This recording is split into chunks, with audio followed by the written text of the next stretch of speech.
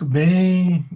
Boa noite a todos. É um prazer poder estar começando mais um evento educacional da sociedade, né?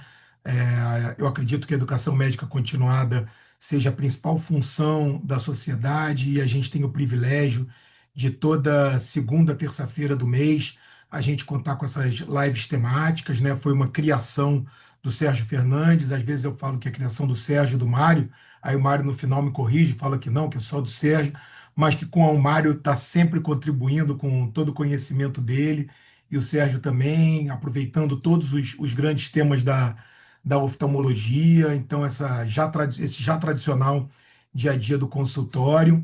E hoje a gente vai ter esse dia a dia do consultório sobre refração, né, que é tão importante para a oftalmologia, e para isso a gente conta com esses três grandes especialistas, né, o Marcos, o Marcelo e o Ian.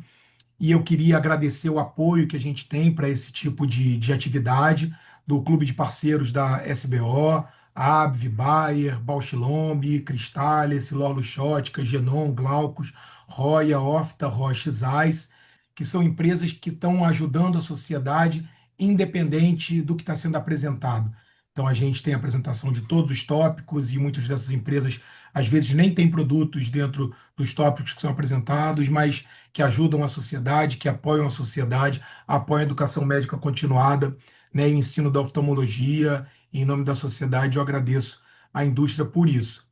Queria lembrar a todos do nosso congresso. Esse ano a SBO está realizando o seu 88º congresso anual, né? A SBO completa 104 anos em 2026. Então, ela vai estar fazendo esse congresso no Rio, vai ser do dia 2 a 4 de julho. Lembrando que a gente tem aquelas datas de vencimento da inscrição e que ainda está com desconto. Então, vale a pena aproveitar. Quem não se inscreveu ainda, é uma oportunidade. Lembrando que o sócio ele também tem desconto na inscrição. O sócio ele também tem acesso a todo o nosso arquivo de lives. Então, hoje no site da sociedade, a gente tem um acesso mais ou menos por mês, em torno de 7.000 acessos por mês na nossa página, que é a página do sócio, onde ele pode acessar todo o histórico educacional da sociedade. Você pode buscar por um tema, você pode buscar por o nome de um palestrante, você consegue ver lá e assistir quantas vezes for necessário. Então, todo o conteúdo que está sendo apresentado hoje, ele também vai ficar gravado para poder assistir posteriormente, para a gente poder rever essas aulas e essas discussões maravilhosas que a gente sempre tem. Então, sem mais delongas, agradecer sempre ao Sérgio e ao Mário por toda a contribuição que eles seguem dando, continuam dando para o crescimento da sociedade. Agradecer a todos que estão presentes e que prestigiam a live também, e especialmente hoje aos nossos palestrantes. Desejo a todos um ótimo evento. Vamos poder aproveitar bastante. Um evento a todos. Mário, Boa noite, pessoal. Dico, nosso presidente, Sérgio, criador do dia a dia do consultório.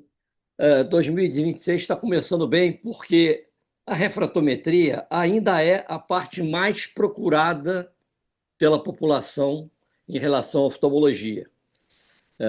Uns procuram por baixa visão, por catarata e tal, mas primeiro você tem que medir a visão. Segundo, você tem que saber a visão com correção. E num grande número de vezes, pacientes que acham que tem alguma coisa, eles têm apenas uma refração mal feita. Então, e uma refração bem feita, ela complementa uma cirurgia bem feita. Uma refração mal feita pode estragar uma cirurgia brilhante. Então, é muito importante a refração na nossa especialidade. E se nós não soubermos fazer refração, alguém vai querer fazer refração no nosso lugar. Então, a refração é muito importante. O meu recado inicial é esse. ok. Então, primeiro, agradecer aqui a confiança do nosso presidente de manter o nosso dia a dia do consultório, realmente com cada mês um tópico, e agradecer o Marcos Vinícius, Marcelo Sobrinho e Ian Cury pela disponibilidade desse tempo para conversar com a gente. E vamos dar início, vamos convidar logo o Ian para responder a primeira pergunta dele.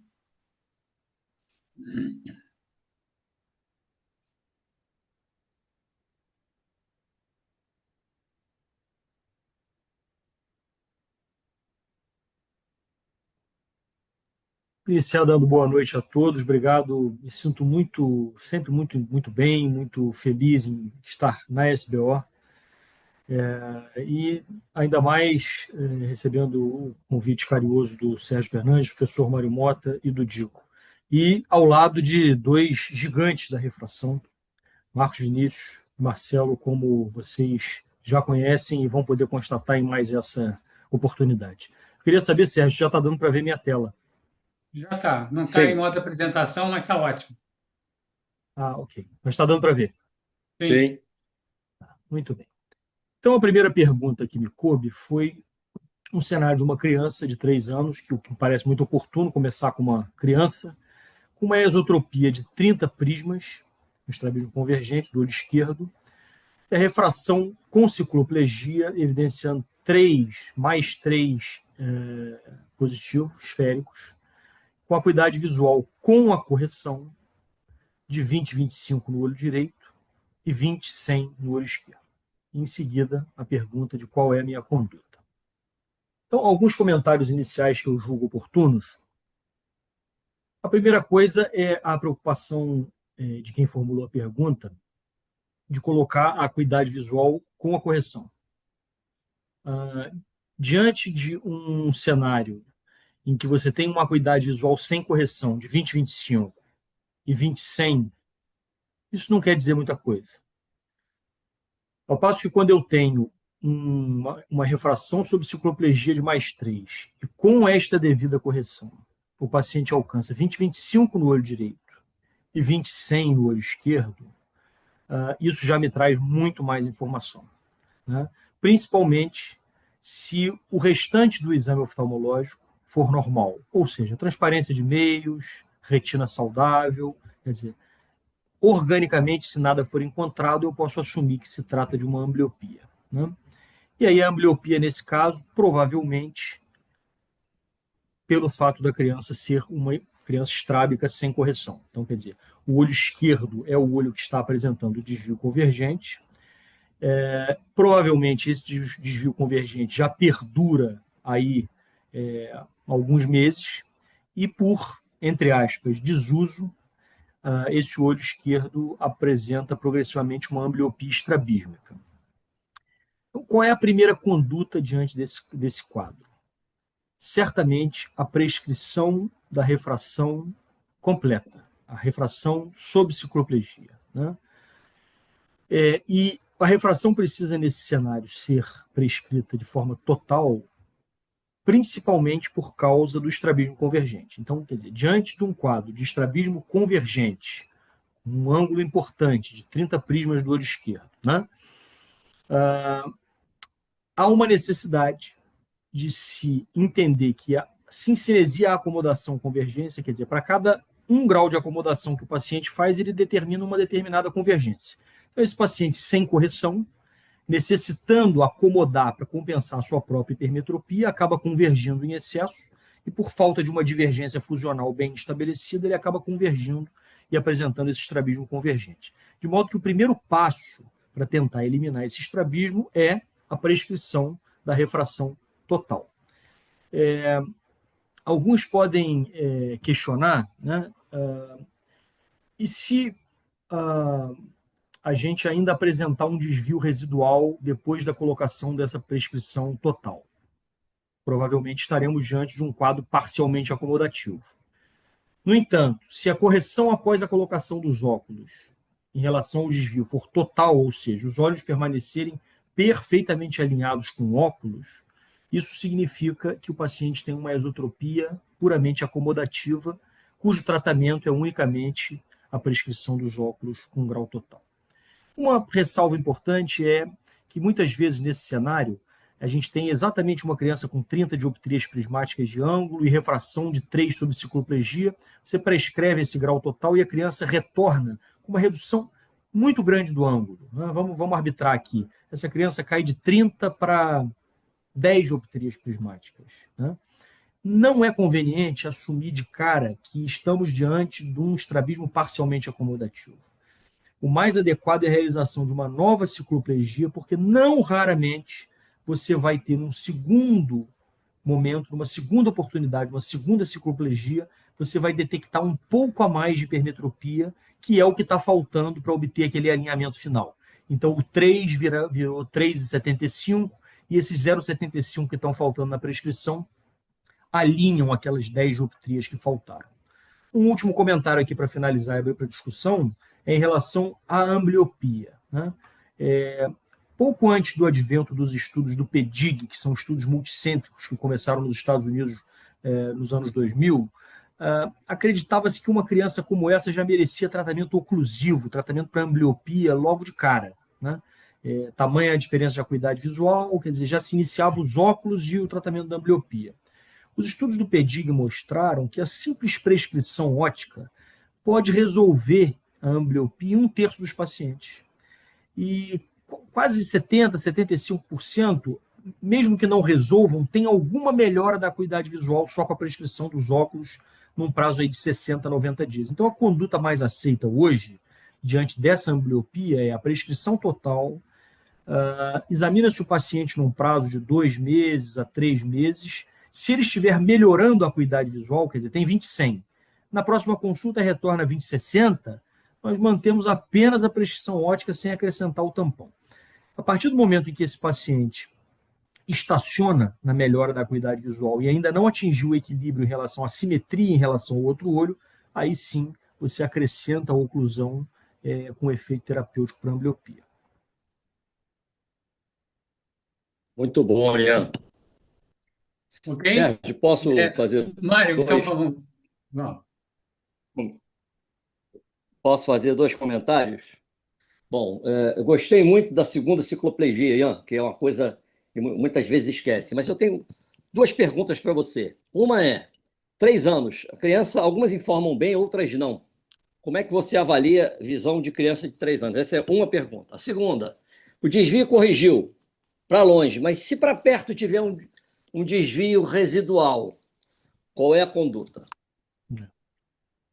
Ótimas perguntas, porque tocam. O professor Mário sabe fazer as perguntas para provocar a discussão ideal. Né? Então, primeiro, em relação à acuidade visual. Né? Uma coisa para aqueles que não costumam medir muito a acuidade visual em criança é saber que, mesmo as crianças que são boas informantes, aos 3 anos de idade, a paciência é muito curta. Né? Então, a medida da acuidade visual da criança precisa ser muito rápida, muito ligeira. Então, a apresentação dos optotipos tem que ser rápida. Quer dizer, não se pergunta todos os optotipos da linha 20-200, todos os optotipos da linha 20-100, todos os optotipos. Quer dizer, eu sei que uma criança de 3 anos apresenta a acuidade visual em torno de 20-40. Essa é a acuidade visual dessa faixa etária, 20-40, 20-30 no máximo, não costuma ir além disso. Então, eu inicio com optotipos grandes para treinar aquela criança. Então, eu já estou testando a acuidade visual, treinando os optotipos que ela precisa. Você precisa saber se ela conhece. Né? Em geral, para essa faixa etária, vão ser os optotipos de LH. Quadrado, círculo, coração e casa. E aí, eu rapidamente, uma vez que eu percebi que aquela criança ela alcança, ela entende aqueles optotipos, eu já passo para a linha crítica. Né? Eu já vou naquela, ou próximo à linha crítica, já testo o 20-50 e depois o 20-40, perguntando 2 optotipos por linha, aproximadamente. Né? E rapidamente mudando para o outro olho também. Então, isso é muito importante, você medir rápido a acuidade visual, porque não raramente o oftalmologista começa pelo olho direito, pergunta demais, quando chega no olho esquerdo, a criança já não tem mais paciência, não responde nada, ele assume que a criança tem ambliopia. Né? Então, isso é a experiência de tratar crianças que vai trazendo. E quando eu tenho uma criança com ambliopia, quando ela volta na segunda consulta, eu vou começar medindo pelo olho amblíope, porque eu quero ela o mais descansada possível, me respondendo a acuidade visual daquele olho amblíope, tá certo? Então é isso, é selecionar bem os optotipos, ser rápido nas perguntas e descer rapidamente para a linha crítica e fazer o treinamento das figuras. A criança precisa saber as figuras. Se você começar logo no 20-40, com um quadradinho pequenininho, ela não responde. Você tem que treinar na figura grande. E a segunda pergunta em relação ao desvio residual de perto, tá? Quando o paciente você prescreve a refração sob cicloplegia total e o paciente apresenta ótimo alinhamento para longa distância. Porém, ainda persiste um desvio convergente significativo para curta distância. Isso é altamente sugestivo de relação CA sobre A elevada. Eu não quero aqui que ninguém seja estrabólogo, né, e fique medindo relação CA sobre A, mas o que te faz suspeitar é exatamente isso. Alinhou para longe e continua convergindo para perto. Essa criança merece prescrição de óculos bifocais, principalmente se ela tiver visão binocular normal para longe. Ou seja, alinhou para longe, você testou, por exemplo, luzes de Worth para longa distância e ela vê as 4 luzes, ou seja, tem visão binocular para longa distância. Quando você testar para perto, ela não vai ter visão binocular, porque ela está desviando. Então, ela vai suprimir um dos olhos, provavelmente, ou pode até ter diplopia, mas geralmente supressão. E aí, quando você prescreve a adição, você elimina esse mecanismo de relação CA sobre A elevada, essa convergência excessiva na curta distância, e ela passa a ficar alinhada para perto e também obtendo fusão e visão binocular normal para perto. Eu vou pedir para você encurtar as respostas para a gente poder perguntar bastante. Oswaldo? Oswaldo não está por aí. O Marcelo está aí. Quer fazer algum comentário, João? Eu não tenho nem Pergunta? conhecimento para fazer uma pergunta nesse nível de resposta que o Ian deu. Não sabia que tem estrabismo? Tudo bem. Eu tenho alguns comentáriozinhos. O primeiro é o seguinte: cicloplegia, né? Como é que você faz a cicloplegia, Ian? Cicloplegia a gente faz primeiro pingando uma gota anestésica. Tá? Isso algumas pessoas acabam não fazendo, mas isso tem muito estudo comprovando que, primeiro, melhora a experiência da criança, porque os índices de dor e de ardor do anestésico são muito menores do que do ciclopentolato, por exemplo. Então, a primeira gota é uma gota anestésica que também facilita a penetração do cicloplégico. Descama um pouquinho a córnea ali. A segunda gota é um ciclopentolato a 1%, isso em crianças acima de 6 meses, tá? E a terceira gota é uma gota de tropicamida a 1%. Tá? Isso é um protocolo que nós tivemos o prazer de escrever para a Sociedade Brasileira de Oftalmologia Pediátrica para uniformizar a cicloplegia na população pediátrica no Brasil, porque não havia uniformidade. Então, o protocolo hoje, que é mais aceito no Brasil aos 6 meses, dos 6 meses para frente, que é quando a gente quer ver refração. Antes de 6 meses, dificilmente você vai refratar uma criança. Uma gota de anestésico, seguido de uma gota de ciclopentolato a 1%, seguida de uma gota de tropicamida a 1%, examinando a criança 40 minutos depois. Quanto tempo entre a tropicamida, o ciclopédico e a tropicamida? Olha, isso também tem estudo, né? Tudo tem estudo, né? Se a gente for buscar, tem gente tentando entender as coisas. Sequencial é o melhor método, porque se você apartar as gotas 5 minutos, você tem um ganho em diâmetro pupilar de 5% só. Tá? Isso a gente colocou no protocolo. Então, você só tem 5% de distância, assim, apartando as gotas 5 minutos, 5% de dilatação a mais da pupila. Então, é muito melhor você já aproveitar aquela gota anestésica que você pingou e fazer uma gota sequencial. É claro que o sequencial não é exatamente uma em cima da outra. Você vai dar ali 30 segundos, 40 segundos, e de preferência, como eu aprendi com o professor Mário Mota, em criança, você não pode pingar o colírio e deixar a criança apertar o olho imediatamente, ainda mais se ela estiver chorando. Então é necessário manter os olhos abertos durante um tempo para que aquela substância em contato com o olho seja absorvida. Não é isso, professor Mário? Posso fazer um comentário? A Sim. outra vantagem do anestésico é que não ardendo a criança não chora. Não chorando, ela não dilui o colírio que você pingou. Isso é uma vantagem também. E agora que o nosso Nestalcon, que não tem mais, ardia muito menos do que o que a gente tem agora, né?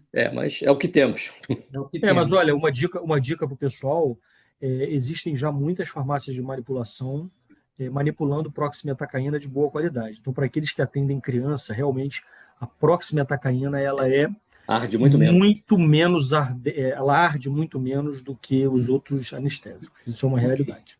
Ian, assim, você prescreveu o +3 em cada lado.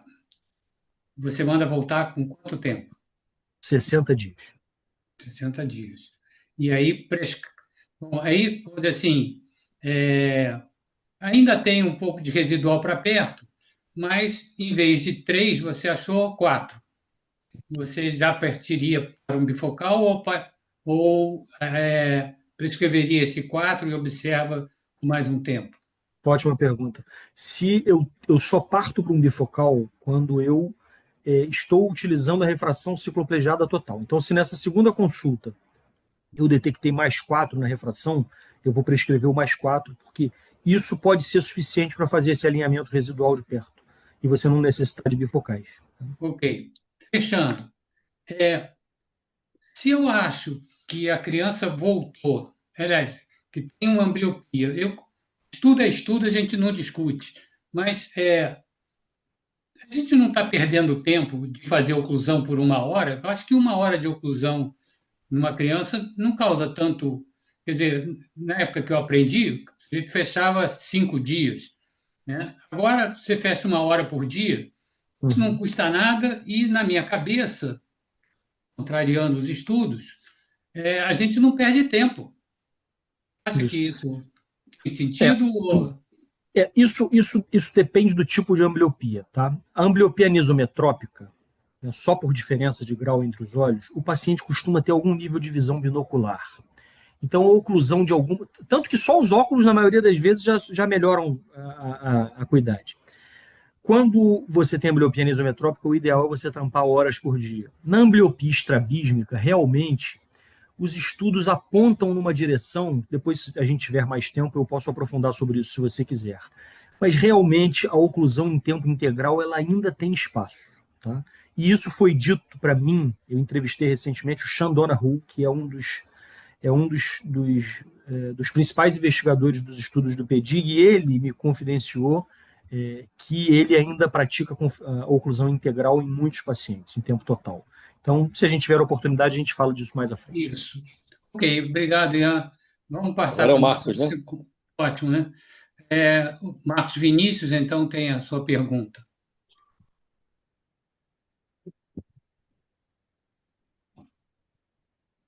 Deixa eu só passar aqui. Está aparecendo a pergunta? Está aparecendo. Perfeito. Então, eu queria agradecer a SBO pelo convite, também muito feliz de estar aqui junto com grandes amigos, é bastante satisfatório. A minha pergunta, ela é um caso assim, bastante comum, a gente tem visto isso muito, de um paciente com queixa de cansaço visual, jovem de 25 anos, que usa menos 3,5 esférico AO. A refração com miopização é de menos 2,5, então miopia também. E o que a gente faz? Faz cicloplegia, a gente prescreve, como é que a gente lida com isso, né? Então, eu fiz aqui só um esqueminha para me orientar, para ficar mais fácil. A primeira coisa que eu acho que é importante é a gente tentar entender por que ele está usando 3,5. Será que é um erro do exame do oftalmologista ou do optometrista anterior? Será que ele estava em espasmo de acomodação? Embora ele seja míope, eventualmente ele usando os óculos, ele eventualmente poderia entrar no espasmo. Será que realmente ele tinha 3,5 e o grau dele diminuiu para 2,5, né? Por exemplo, um paciente que teve controle glicêmico, ele era diabético, medicamentou e aí a miopia dele diminuiu. Alguns medicamentos, né, ou seja, insulina, glifage, e alguns medicamentos eles podem causar uma anteriorização do cristalino, né? Topiramato, tetraciclina, variantes de sulfa, né? E o topiramato hoje está sendo muito usado em jovens para emagrecimento. Então, ele estava usando, miopizou, começou a usar um medicamento, parou de usar, o grau dele diminuiu. É a primeira coisa que a gente tem que pensar, né? E o interessante é que, aos 25 anos, ele tem uma tolerância acomodativa de 2. Então, esse 1 grau a mais realmente permite que ele tenha uma boa visão, sem cefaleia, mas talvez queixando do cansaço visual, né? Então, ele usa menos 3,5, mas 2,5 é o grau dele. Então, essa refração dinâmica, ou seja, com a miopização de menos 2,5, ela já me diz que esse óculos está em excesso. Porque se eu fiz um fogging bem retirado, realmente, se ele conseguiu 20/20 com 2,5, provavelmente esse óculos realmente está mais alto do que ele precisa, né? E a refração estática, embora uma boa miopização, um bom fogging, ele já me mostre que essa miopia ela é menor, ela vale a pena ser feita porque às vezes eu encontro um grau ainda menor. Às vezes eu posso ter uma leve acomodação, dependendo de como eu faço, né? Então, vamos imaginar que eu fiz uma refração estática, sabendo que ele usa 3,5, ele faz uma refração dinâmica de 2,5 e uma estática, por exemplo, de 3,5. Isso é impossível, porque se ele leu com menos 2,5, 20/20, é porque ele já tem essa visão, né? O que acontece muito é que às vezes o paciente força, né? Na dinâmica ele tenta ler, faz uma fenda estenopeica e aí ele acaba conseguindo ler. Se na minha dinâmica com miopização eu achei 2,5 e sob cicloplegia eu também achei 2,5, perfeito, significa que a minha dinâmica foi igual à estática, e se eu vou fazendo fogging, cheguei na retina, eu paro o meu exame e já vejo 20/20. Então isso mostraria para mim que realmente eu preciso diminuir esse grau e que esse grau está em excesso. E se por acaso, na minha miopização, eu acho menos 2,5, mas na minha refração estática com boa cicloplegia, eu acho, por exemplo, menos 1,5, ou eu errei na minha dinâmica, eu passei do ponto e fui dando grau, é muito comum em residentes, né? O residente, o R1, o R2, ele costuma passar muito do ponto, ou eventualmente ele tem um espasmo de acomodação, embora não seja comum, porque ele é míope. Mas um míope que usa os seus óculos, ele está emétrope, zerado nesse grau, e eventualmente se ele tem um espasmo, ele poderia piorar isso. Então, na minha percepção, eu provavelmente acho que ele estaria usando um óculos errado, feito em algum lugar onde fez uma má cicloplegia ou uma má refração dinâmica, e provavelmente eu sugeriria ele a diminuir esse grau, e diminuindo esse grau, talvez ele reclame um pouco no início, que ele está muito acostumado com aquele efeito da acomodação, mas com o tempo a gente acharia esse grau e melhoraria a visão desse paciente. Então, seria mais ou menos esses os meus comentários. Mário, quer Vamos lá. alguma Eu hoje, coisa? isso parece brincadeira. Eu hoje atendi uma moça de 21 anos que usa óculos desde os 8 e que diz que a miopia dela não parou de aumentar desde sempre. Toda vez aumenta. E ela tem uma dor de cabeça. Muito bem. Eu fazendo lá, ela tem menos do que... Ela tem em torno de 4 e pouco. Ela veio com 5,75, 5,25. Fiz uma miopização, ela não encarou bem, fiz a cicloplegia, ela tem 1 grau a menos em cada olho. Aí tem duas coisas. Uma pergunta: os estudos de controle da miopia vão até os 15, 16 anos, 18 no máximo, mas tem pessoas que continuam realmente aumentando a miopia. Então, a minha primeira pergunta é: se a pessoa estivesse realmente com a miopia aumentando, tem sentido usar atropina ou lentes com defocos? Essa é a primeira pergunta. A segunda é: esses pacientes se queixam muito quando você diminui o grau, porque ele está acostumado a ver 20/15, 20/10 com uma hipercorreção. Você prescreve ciclopentolato na adaptação na hora de prescrever uma lente de menor grau para esses pacientes? Perfeito, Mário, ótimas perguntas. Eu acho que essa é uma questão que tem se discutido muito, né? Na verdade, a gente tem visto também alguns pacientes adultos que sempre progridem com essa miopia, né? Normalmente isso acontece em pacientes automíopes, eles nunca finalizam, a gente sempre acha um 0,25 a mais, eventualmente, mesmo num exame bem feito, mas em teoria, esses pacientes teriam que estabilizar esse grau, né? Então existe uma discussão se valeria a pena começar com um óculos de defocus para esse paciente para tentar estabilizar, mas nem sempre a gente consegue ter essa percepção. E se eventualmente a gente for usar a tropina talvez numa dose menor, 0,01 talvez, porque provavelmente ele já não vai evoluir tanto nisso, né? Lembrando que esse paciente é um paciente que ele já começa a perder a acomodação. Então, às vezes ele começa a reclamar que estabilizou, mas às vezes o grau de perto acaba piorando um pouco, se ele tem 30 anos, 35 anos, né? E a outra pergunta foi do... me esqueci, perdão, Mário. Quando ele com menos graus, ele reclama que está enxergando menos com uma certa frequência, que ele está acostumado a acomodar. É muito comum, né? Como ele está acomodando muito, quando eu tiro e passo para o óculos, é frequentemente comum dele voltar reclamando. Então, é uma possibilidade, a gente vai orientando ele que ele vai ter que reaprender nesse grau. Às vezes eu posso usar, eventualmente, ciclopentolato, mas o que acontece muito nesse paciente é que, ao usar o ciclopentolato, a visão dele para longe fica ótima. Ele fala, olha, agora estabilizou, não estou me incomodando mais.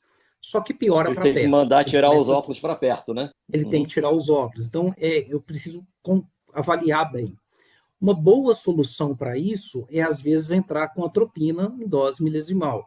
Eu consigo equilibrar mais isso sem perder muito a acuidade visual para perto.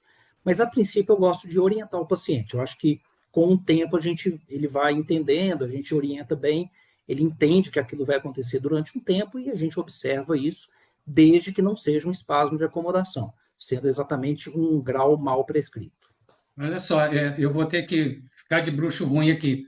As respostas têm que ser rápidas, senão a gente vai ter uma pergunta por cada, entendeu? Quer dizer, a discussão tem que ser bem rápida. Nesse caso aqui, o que você prescreveria? Vamos dizer que você achou com a cicloplegia, em vez de 2,5, você achou 2. 2,5 com a miopização, 2 com a cicloplegia, e aí? O grau exato é o grau da cicloplegia. O grau da cicloplegia me dá o grau real que o paciente tem, né? Então, eu iria para 2, não tem muita dúvida. 2,5 é, igual o professor Mário falou, é muito bom. O paciente, ele acomoda um pouquinho, ele tolera bem, ele sente que aquela visão, ele consegue equilibrar ela mais.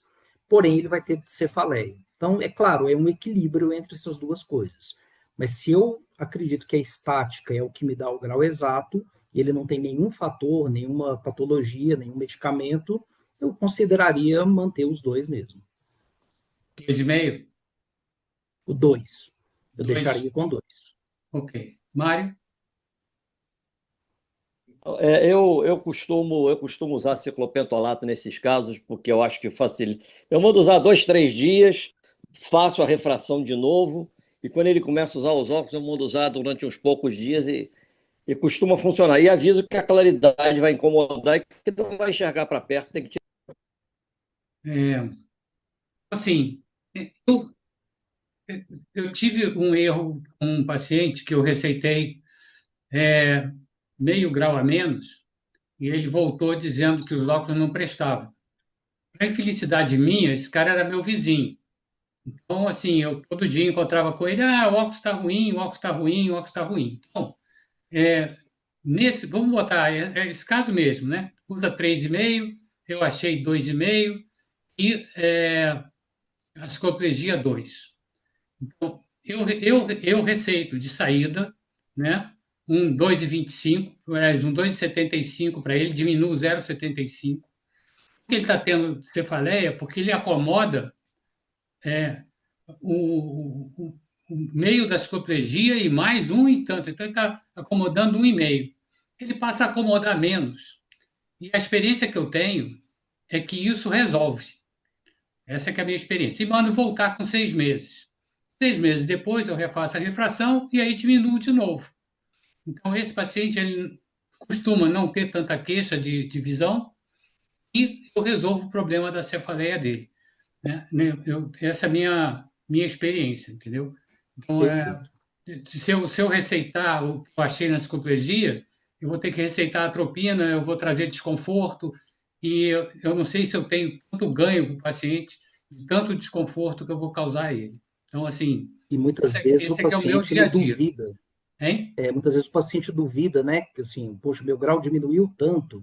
Ele Eu acredita tô... mais no exame Isso aí antigo que do que nesse, acontece, o né? cara continua usando óculos antigo porque ele enxerga. Entendeu? Esse óculos Exato. novo é ruim, né? E eu vou continuar antigo. Né? E, às vezes duvida do seu exame e vai a outro médico.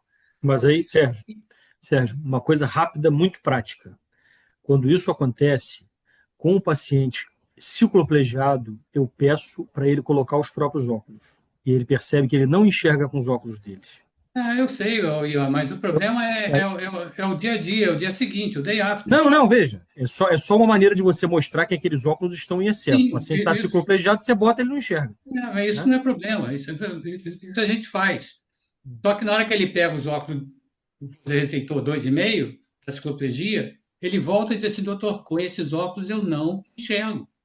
Ah, usa atropina. Pô, doutor, atropina, eu trabalho, eu não consigo.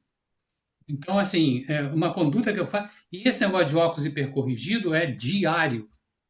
Diário. Mário tem o ca- assim, não passa uma semana sem eu ter dois, três.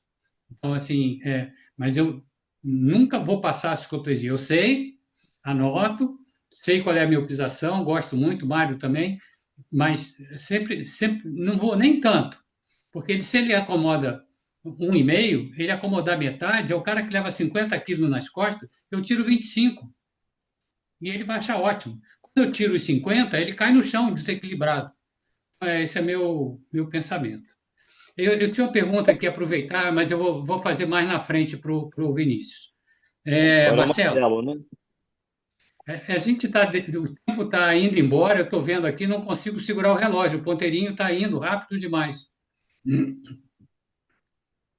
Tira a pilha do relógio. Isso aí. Puxa o pininho, né? Marcelo, você. Vamos lá, só compartilhar aqui.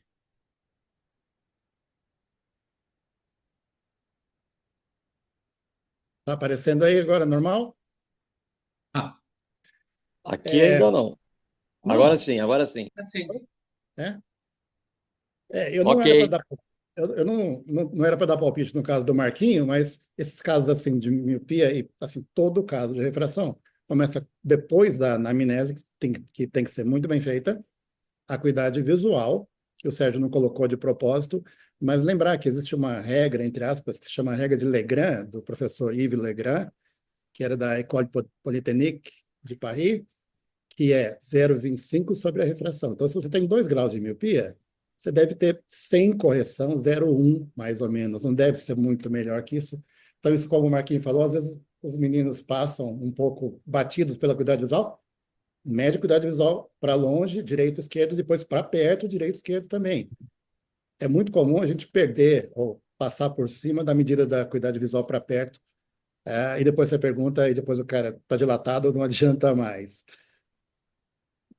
Espasmo, tem um caso famoso que o Aderbal contava, o saudoso Aderbal, que chegou uma menininha para ele, não usava óculos, não estava enxergando, ela tinha -10. O Ian lembra desse caso.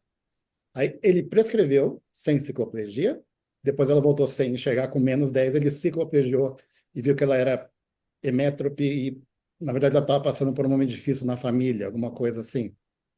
Então é importante, nesse caso, também pesquisar isso e lembrar que pode estar acontecendo alguma coisa. O Dr. Mário Mota, rapidinho, falou sobre os pacientes que continuam progredindo.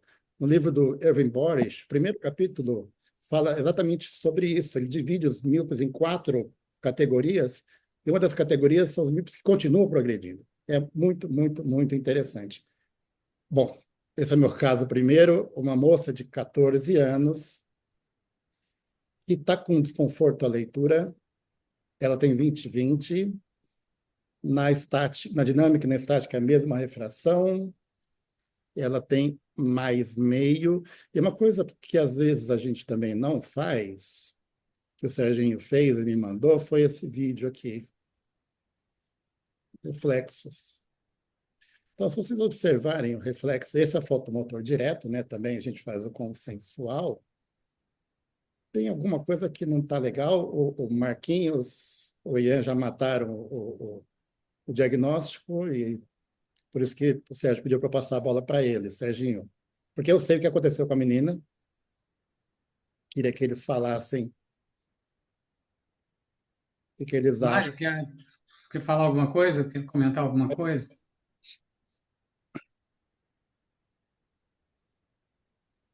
Mário? Não, eu conheço o caso, Sérgio. Eu Ah, sim. não... Tá. Marcos, você quer comentar alguma coisa? Esse é um caso real, né? Tanto é que tem aí Muito interessante. quer perguntar alguma coisa, Ian?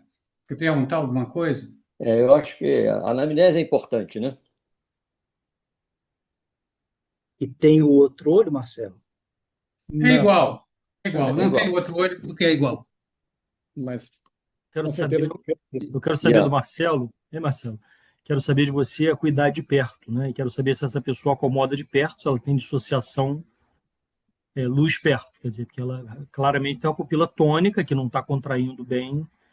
É, enfim, Boa quero saber se pergunta. ela tem, Ela se ela tem tem boa visão de dissociação luz perto. perto. A história é do cansaço visual. Mas o Ian até se preocupou com a pupila de Argyll Robertson. Douglas Murray Cooper Lamb, Argyll Robertson, escocês, neurosífilis. Boa, boa, É, Ian. Ian sempre nos ensinando. Mas nesse ou ele caso, pode estar. Vai. Ou ele pode estar pensando na pupila de Ade também, não é isso, Ian? Porque a H. Robertson é miose mesmo, né? Esse.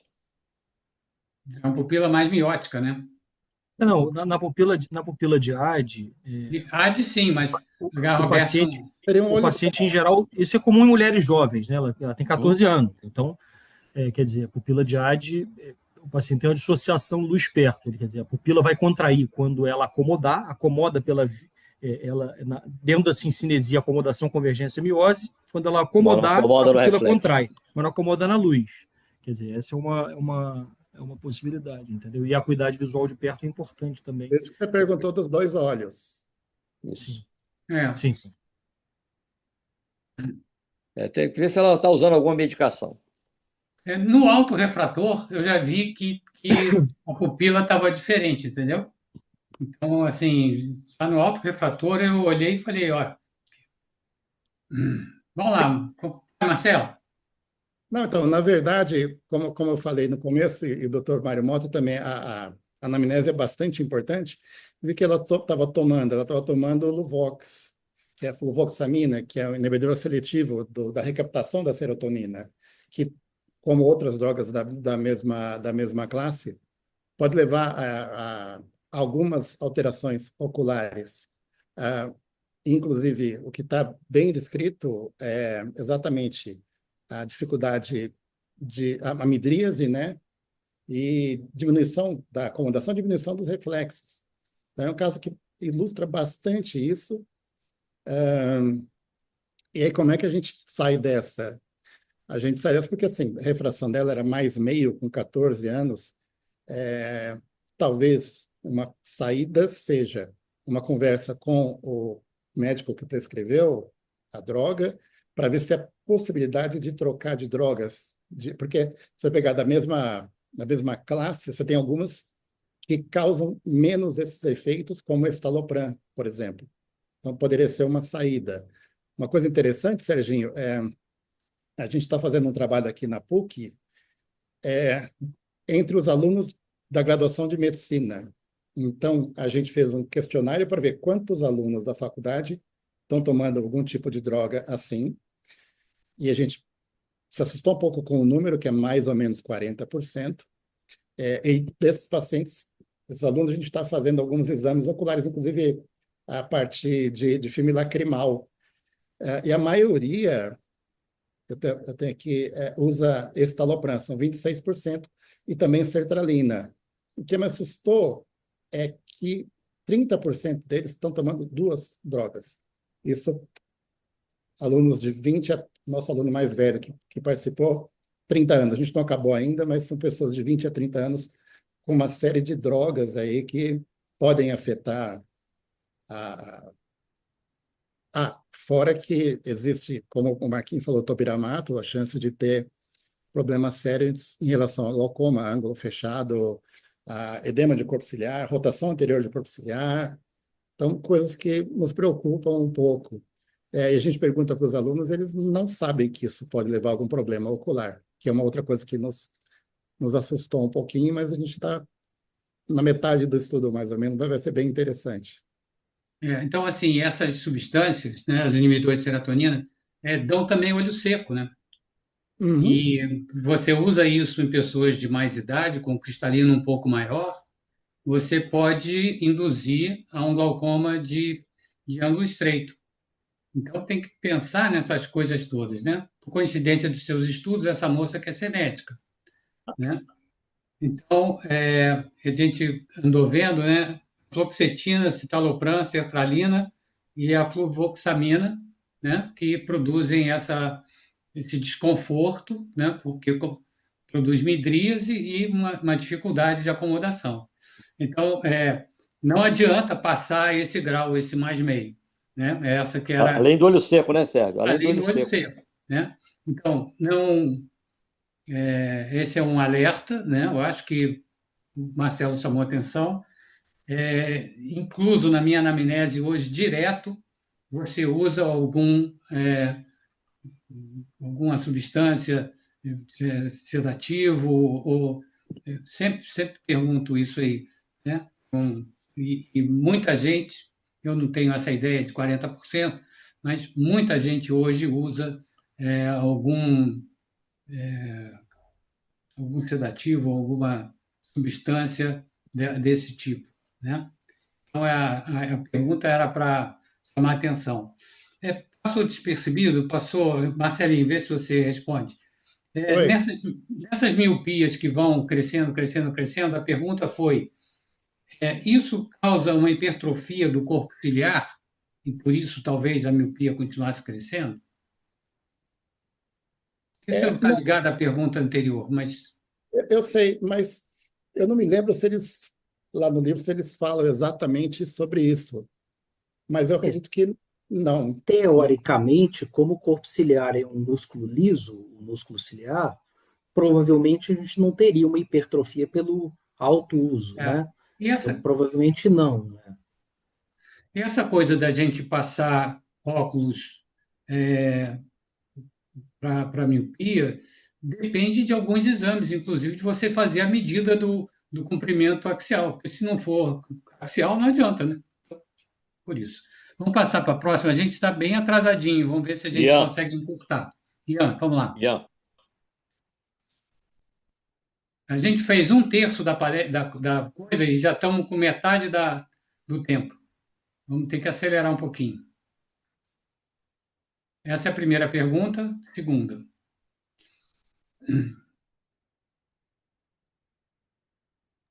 Ian, você está sem áudio. Está aparecendo a segunda pergunta? tá. Sim. Muito bem. Então, a segunda pergunta é sobre um paciente de 12 anos com exoforia de 10 prismas, acuidade visual sem correção 20/20.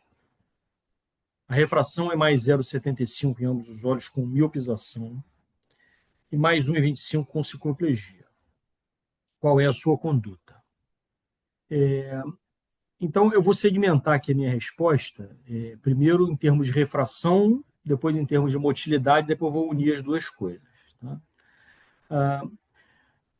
Usando a regra de ouro do professor Arley Bicas, que foi quem brilhantemente mostrou que a amplitude de acomodação não tem nenhuma importância, e sim o conceito de tolerância acomodativa é o que importa, quer dizer, a amplitude de acomodação é o quanto você consegue utilizar o seu músculo ciliar em situações extremas, que não se prolongam na prática, que não se mostram importantes na prática. Então, um indivíduo de 12 anos pode ter uma amplitude de acomodação, segundo os estudos lá de Duane, as curvas de Duane, você pode ter uma acomodação de amplitude de acomodação de 12 dioptrias esféricas, tá? Mas a amplitude de acomodação não se reflete na vida prática. Na vida prática, o que importa é a tolerância acomodativa. É aquela quantidade de acomodação que você consegue sustentar ao longo de um dia inteiro sem manifestar sintomas. Ou seja, o quanto eu consigo ficar com hipermetropia não corrigida de forma confortável, sem perder a acuidade visual e sem ter sintomas de astenopia. Isso é individual, tá? Cada indivíduo tem uma tolerância, não é possível medir, mas é possível estimar, perguntando na anamnese, e de acordo com um cálculo muito consagrado, que é o 4,5 menos 0,1 vezes a idade, de modo que você nasce com uma tolerância acomodativa em torno de 4,5 dioptrias esféricas e vai perdendo 0,1 a cada um ano de vida, né? Então, uma pessoa de 12 anos já perdeu 1,2 dioptrias esféricas de capacidade de acomodação, ou seja, de 4,5 ela já caiu para 3,3. Então, isso pode ter um desvio padrão de 1,5 para cima, 1,5 para baixo, de modo que uma criança de 12 anos, ela, em geral, tem uma tolerância, consegue ficar com uma hipermetropia não corrigida entre 2 graus e 4 graus e meio. Mais ou menos isso. De modo que no meio é o 3. Tá? Então, entre 1,5, 2 até 4,5, você tem essa variação individual. Então, 1,25 não é um grau factível de gerar sintomas numa criança de 12 anos. Tá? A não ser que a gente tenha um contexto aqui que não está revelado na pergunta. Né? Mas 1,25 não é um grau que a gente costuma se preocupar que gere sintomas ou redução de acuidade visual numa paciente de 12 anos. Então, a refração, para mim, aqui não é necessária. A exoforia de 10 prismas, o que ela mostra aqui? Ela mostra um desvio latente. Todo mundo sabe que a foria é um desvio latente, ao contrário da atropia, que é um desvio manifesto. E vale entender se essa exoforia é uma exoforia sintomática ou não. O que eu percebo muito, eu recebo muitos pacientes sendo encaminhados para avaliação de possibilidade de insuficiência de convergência. Né? O colega faz o exame do ponto próximo de convergência, ou seja, aproxima uma canetinha do olho e vê se o olho converge normalmente, até 5 centímetros de distância. E ele também faz um cover teste para perto e observa uma exoforia. Tá? Uma simples exoforia, eu imagino aqui que a exoforia seja de curta distância, tá? Não de longa distância. Uma simples exoforia, se ela não for sintomática, né, não representa praticamente nada, não demanda nenhuma conduta. Agora, se eu estou diante dessa mesma criança de 12 anos, com essa mesma refração, com 10 dioptrias prismáticas de exoforia para perto, ponto próximo acomodativo muito afastado, convergência fusional medida pelo método adequado, mostrando reservas fusionais muito baixas, e essa criança se queixa durante a anamnese de duplicação durante a leitura, necessita tampar um dos olhos para ler com conforto, necessita colocar um dedo embaixo da linha para acompanhar o texto, que de modo contrário ela perde as linhas e pula as linhas, ou uma cefaleia que acontece após leituras prolongadas, isso denota uma insuficiência de convergência sintomática. Tá? Então, aqui a gente precisa complementar entendendo se há uma insuficiência de convergência sintomática ou não. Caso haja, um bom caminho é a prescrição de exercícios ortóticos, exercícios para trabalhar a convergência fusional, né, e melhorar suas amplitudes, de modo que essa exoforia ela não se manifeste mais durante a leitura e o paciente não mais apresente aqueles sintomas, quer dizer, que ela não descompense durante a leitura e o paciente não mais apresente aqueles sintomas. Ok. Mário, quer comentar alguma coisa, perguntar alguma coisa? O meu áudio estava desligado. Eu tenho uma dúvida aqui, Ian. Pelo que eu entendi, exoforia, se for só para longe, por exemplo, você esquece, não vai fazer nada, em princípio. Não tem queixa de diplopia, tal, não tem nada. Eu só não entendi, você falou em ponto próximo acomodativo, mas tem o ponto próximo de acomodativo é uma coisa, o ponto próximo de convergência é outra. Uhum. E o ponto próximo de convergência é até onde a pessoa consegue ir convergendo até que o olho não sustente mais, ele volta. Uhum. Qual é a diferença de um e de outro e qual a importância de um e de outro na hora da sintomatologia? Tá, Rapidinho, se eu falei em ponto próximo acomodativo, não era o que eu Falou. queria dizer. Eu estava falando de ponto próximo de convergência. Então, Porque acomodativo é o quanto ele consegue, até onde ele consegue acomodar, né? Ponto próximo acomodativo é você, para você testar na prática, o que você faz? Você antepõe lentes negativas sobre a refração do paciente, de modo que você vai... na verdade, não é nem ponto próximo de acomodativo, é amplitude de acomodação que a gente vai testar, certo? A gente vai testar a amplitude de acomodação antepondo lentes negativas. O ponto próximo de convergência é o quanto o paciente consegue convergir progressivamente à medida que o objeto de interesse se aproxima, até que chega um ponto em que ele perde a capacidade de convergência e o olho sai. Tá? E a exoforia de longe, né? A exoforia de longe ela é mais rara. É muito mais comum o paciente apresentar a exoforia de perto. A de longe é do idoso, né? Ou pacientes míopes não corrigidos apresentam exoforia de longe também com alguma frequência, mas a exoforia de perto ela é relativamente mais comum. Quer dizer, a gente precisa convergir uma determinada monta, né, que tem a ver com a nossa DP, né, é uma dependência da nossa DP. Então, o paciente, por exemplo, tem uns 60 milímetros de DP, 6 centímetros, a recíproca da distância a 30 centímetros é 3. Então, para ele ver Focar nitidamente, 30, ele precisa de 6 vezes 3, ele precisa de 18 prismadioptrias de convergência para ter visão não duplicada para curta distância. E quanto maior for a DP, mais a necessidade de convergência. É muito comum ter exoforia de perto, mas a exoforia de perto não necessariamente é sintomática, que existe um outro mecanismo, que é a convergência fusional, que mantém essa exoforia sob controle. Quando a reserva da convergência fusional é baixa, o paciente começa a manifestar sintomas e você pode incrementar isso com exercícios ortóticos para diminuir esses sintomas. Ok. Eu vou fazer 2 comentáriozinhos por causa da pergunta e vamos passar para o próximo. O primeiro qualquer prescrição de grau positivo nessa exoforia piora. Eu, de propósito, coloquei uma refração baixinha, né, mas você passar mais 0,75, em vez de melhorar, você vai piorar a exoforia. Né? E esse 0,75, na verdade, 1,25 com a ciclo, vai deixar o paciente acomodar e essa acomodação melhora a exoforia dele, teoricamente, não é isso? Essa é a primeira coisa. Hein? Ajuda no controle da exoforia. Ajuda no controle da exoforia. E se não resolver, como o Ian falou, exercício ortótico. Né? A segunda todo mundo que Poderia prescrever lente negativa, Ian? Quer dizer, a mesma coisa, assim, cinesia, acomodação, convergência. Quanto mais eu puser ele para acomodar, mais ele converge. Então eu controlo melhor a exoforia. Existe só dúvida hoje em dia se isso é bom para o paciente, em termos de progressão de miopia, tem muito questionamento em relação a isso. Mas se eu prescrever, por exemplo, -1 para esse paciente, eu vou estar deixando ele acomodar 2,25, que está perfeitamente dentro da faixa de tolerância acomodativa, não devo gerar sintomas e provavelmente controlo melhor a exoforia de perto. Mas isso é algo discutível. É possível, já fizemos muito, mas hoje isso é questionado por causa da progressão da miopia. Outra coisa, todo mundo que já supervisionou o residente vê o exame de motilidade ser feito super rápido, né? Assim, passar por cima, basicamente. Quando é feito.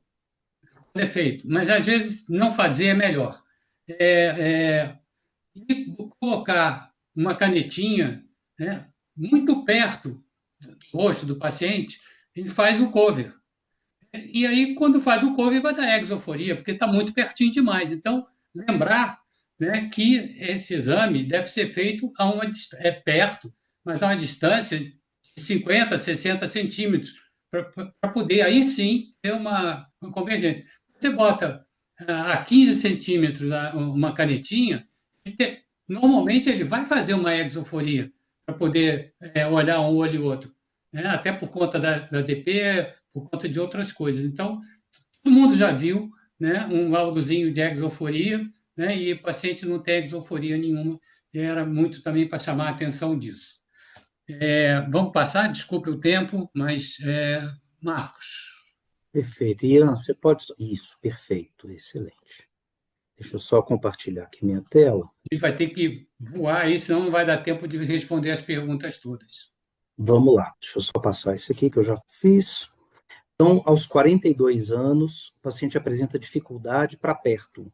Isso é bastante comum, né? A acuidade visual sem correção é 20/25, refração +1, 20/20, J1. Então, qual a sua conduta, né? Então, alguns pequenos rápidos comentários. Isso pode fazer um pouco de diferença se eu fiz uma refração dinâmica. A dinâmica me ajuda a observar aquilo que ele está precisando e uma estática, aquele grau total. Então, longe com +1 e perto J1 também com esse +1, ou seja, o +1 adiantou, tanto para longe quanto para perto, né?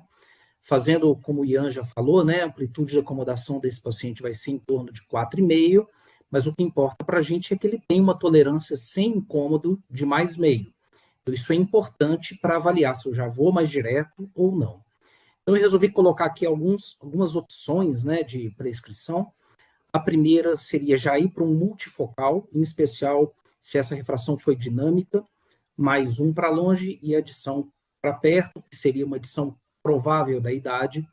Mas eu não sugiro essa opção porque o paciente vai falar, olha, ficou muito forte. Então, esse paciente está começando a presbiopia dele, então se eu já perceber que é mais um, por exemplo, na estática, e quiser uma adição de mais um, com certeza ele vai falar que o óculos ficou forte. Então, nunca coloque em grau demais, o residente gosta de pôr muito grau, isso não vale a pena. Uma outra opção é, já que ele acomoda mais meio de tolerância acomodativa e eu achei mais um, eu poderia prescrever um pouquinho menos, mais meio, com uma adição de mais um, num multifocal. Por que esse mais meio é importante? Eu talvez nem prescreveria, ou talvez nem ligaria, se a visão dele fosse 20/20. Ele ainda consegue acomodar dentro da amplitude de acomodação dele. Mas se a visão dele é 20/25 e esse grau faz melhorar a visão, talvez eu tenha que prescrever algo para longe. Aí a gente vai voltar depois na anamnese. Minha terceira opção seria um semi-progressivo, ou seja, talvez um mais 0,75, né, para intermediário e perto, para ele ficar no ambiente de trabalho dele, talvez fosse interessante. Porém, a gente vê que o longe dele é ruim, 20/25. Então, esse óculos não melhoraria tanto a visão dele para longe, eu acho que talvez não seja uma boa opção. Uma quarta opção, que aí é uma opção bem interessante, é já entrar com lentes acomodativas. Ou seja, eu prescreveria mais meio para longe e a lente acomodativa, ela não teria o campo restrito do multifocal, uma adição leve de mais meio, a gente viu que com mais um ele lê J1, e esse óculos seria muito confortável para o dia a dia dele, sem prescrever um grau inteiro total. E uma quinta opção, monofocal. Então, a gente pode prescrever mais 0,75 até mais um, a gente viu que ele consegue ter uma boa visão. E como é que ele usaria? Ele começaria a usar para perto e, eventualmente, ele vai sentindo, à medida que ele for ficando mais velho, que isso melhora. Como é que eu separaria a segunda, a quarta e a quinta opção? Eu voltaria na anamnese. Então, se ele fala, olha, o longe me incomoda muito para dirigir, para ver televisão, talvez essa opção seja uma opção interessante. Se ele me fala, olha, o que me incomoda mais é o intermediário, perto é o meu ambiente de trabalho, talvez um acomodativas fosse interessante. E se ele me fala o que eu acho que é o provável, que o perto incomoda mais, e o longe, esse 20/25 não é tão incômodo, talvez eu começaria com um óculos simples para perto, e depois de 43, 44 anos, talvez ele sinta que esse óculos começa a ficar bom para longe, e aí a gente começa a pensar em multifocal. Então, talvez a quinta opção eu começaria com ela a princípio. Ok, Mário. O Marcos, eu meio que concordo com você. Eu faço uma coisa que é o seguinte: quem tem 20/25 para longe, com mais um, eu acho que geralmente não se queixa para longe. Você mediu 20/25, mas isso foi se instalando aos pouquinhos. Eu acho que ele não deve, porque aqui não diz que ele tem queixa, e eu acho que as pessoas que têm 20/25 para longe não têm queixa em geral, principalmente com os olhos abertos. Mas uma coisa que eu faço é o seguinte: eu uso uma coisa antiga. Eu tenho uma caixa de prova e armação de prova. Eu achei mais um, eu boto mais um, deixo ele na sala de espera uns 30 minutos. Como é que você está se sentindo? Se ele achar que ficou bom, eu vou prescrever o mais simples primeiro sempre. Eu vou prescrever sempre o monofocal primeiro, se ele aceitou no teste da armação de provas. Eu acho que essa é uma coisa que eu faço e funciona. Quando eu comecei, eu sempre prescrevi um grau mais alto. A gente tem uma tendência a ir para o grau mais alto. Mas, em geral, o paciente se adapta bem, começando mais leve. Eu também sou mais dessa opção. Eu acho que é mais confortável e mais lógico para o paciente. Eu vou fazer um comentário rápido e vou fazer uma outra pergunta. O comentário é o seguinte: esse paciente com dificuldade para perto, é dificuldade para perto para trabalhar. Então, a quinta opção aqui, o mais um, que seria a minha opção, para ele usar nas situações em que ele tem dificuldade. Ah, mas o computador, que é distância intermediária, ele certamente ele teria 0,25 dessa distância de meio metro, e aí ele não tem dificuldade, ele tem dificuldade na leitura, tem dificuldade, então eu usaria a quinta opção. Marquinhos, você receitaria filtro de luz azul para esse paciente, tendo em conta que ele trabalha com computador o dia inteiro? Ou seja, a princípio, a gente tem essa grande discussão, né, se o filtro de luz azul realmente melhora, mas hoje a gente vê que os estudos já não mostram uma efetividade tão grande para eles.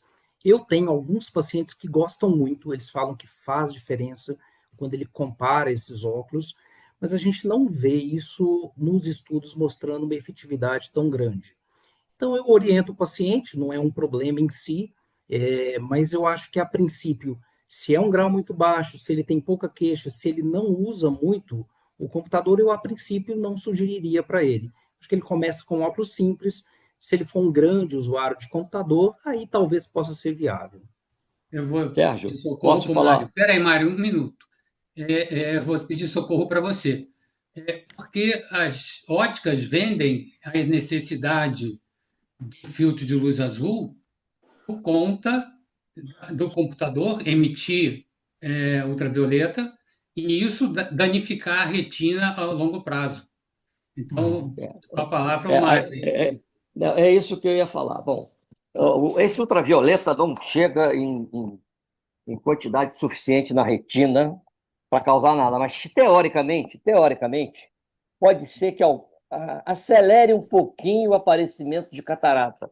Isso só vai ser sabido depois de 30, 40 anos, porque o efeito dessas radiações ele não é imediato, ele demora muitos anos. Demorou muito para se saber que a radiação solar causava câncer de pele. Ninguém tem câncer de pele que pegou uma semana de sol. O cara tem câncer de pele que pegou anos a fio e tem uma predisposição qualquer. Então, na realidade, ninguém sabe ainda se faz diferença ou não. O que eu costumo dizer é o seguinte: o custo do filtro azul, para algumas pessoas, é irrisório. Então, eu acho que não faz mal nenhum prescrever, porque não vai causar nenhum mal e pode ser que, teoricamente, proteja mais uma catarata precoce do que uma lesão de retina. Mas isso até hoje ninguém sabe, porque não tem tempo para esse estudo ter sido Aumenta completado e teria que ser em 30%. milhões de pessoas. Aumenta cerca de 30% no custo das lentes, Mário. Pois é, mas aí Existe uma... depende do financeiro de cada pessoa. Sim, Tá. claro. Marcos, e Existe para uma... olho seco, o filtro Agora, adiantaria? não tem nenhuma comprovação científica, por enquanto. existe uma Não grande tem tempo revisão para isso. científica, uma revisão de literatura publicada na Cochrane, de 2023, se eu não me engano, onde fizeram uma grande revisão, e realmente, para alterações de retina, eles não viram significância, para alterações do sono, eles não viram significância, para alterações de conforto visual, comparando lentes com filtros para verde, para amarelo, também sem significância. Talvez a única coisa que faça um pouco de diferença é na questão do olho seco no usuário de tela. Então, talvez para esses casos seja uma opção. Então, a gente ainda tem muito ainda que aprender, estudar e avaliar isso mais a médio e longo prazo. Ok, obrigado. Theo, vamos lá. Eu vou ter que fazer um mandrake aqui para a gente fazer metade com um terço do tempo. Não vai dar, né, certamente, mas enfim.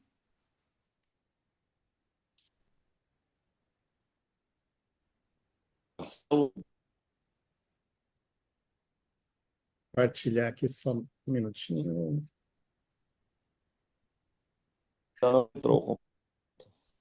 Então, vamos lá. O Marquinhos falou. Marquinhos, desculpa, só mais uma coisa. O Aderbal, ele falava, quanto mais jovem o médico, maior a adição prescrita. Então, é um fator, me lembrei quando você falou aí do começo da carreira, todos nós fazíamos isso, talvez. Uma criança de 4 anos e tem essa refração, -1 no OD, -7 no OE, 20/20 e 20/100.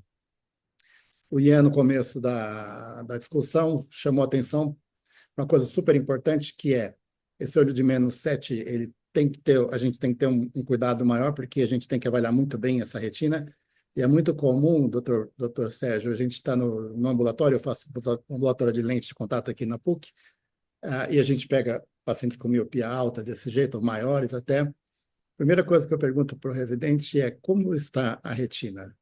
Aí ele fica olhando porque ele não está muito preparado para, no ambulatório de lente de contato, pensar em retina. Não, mas o olho tem que ser avaliado, porque às vezes você faz uma lente super bonita, bem adaptada, como a gente aprendeu com o Dr. Kleber Godinho, e o paciente não vai enxergar se ele não tiver com a retina saudável.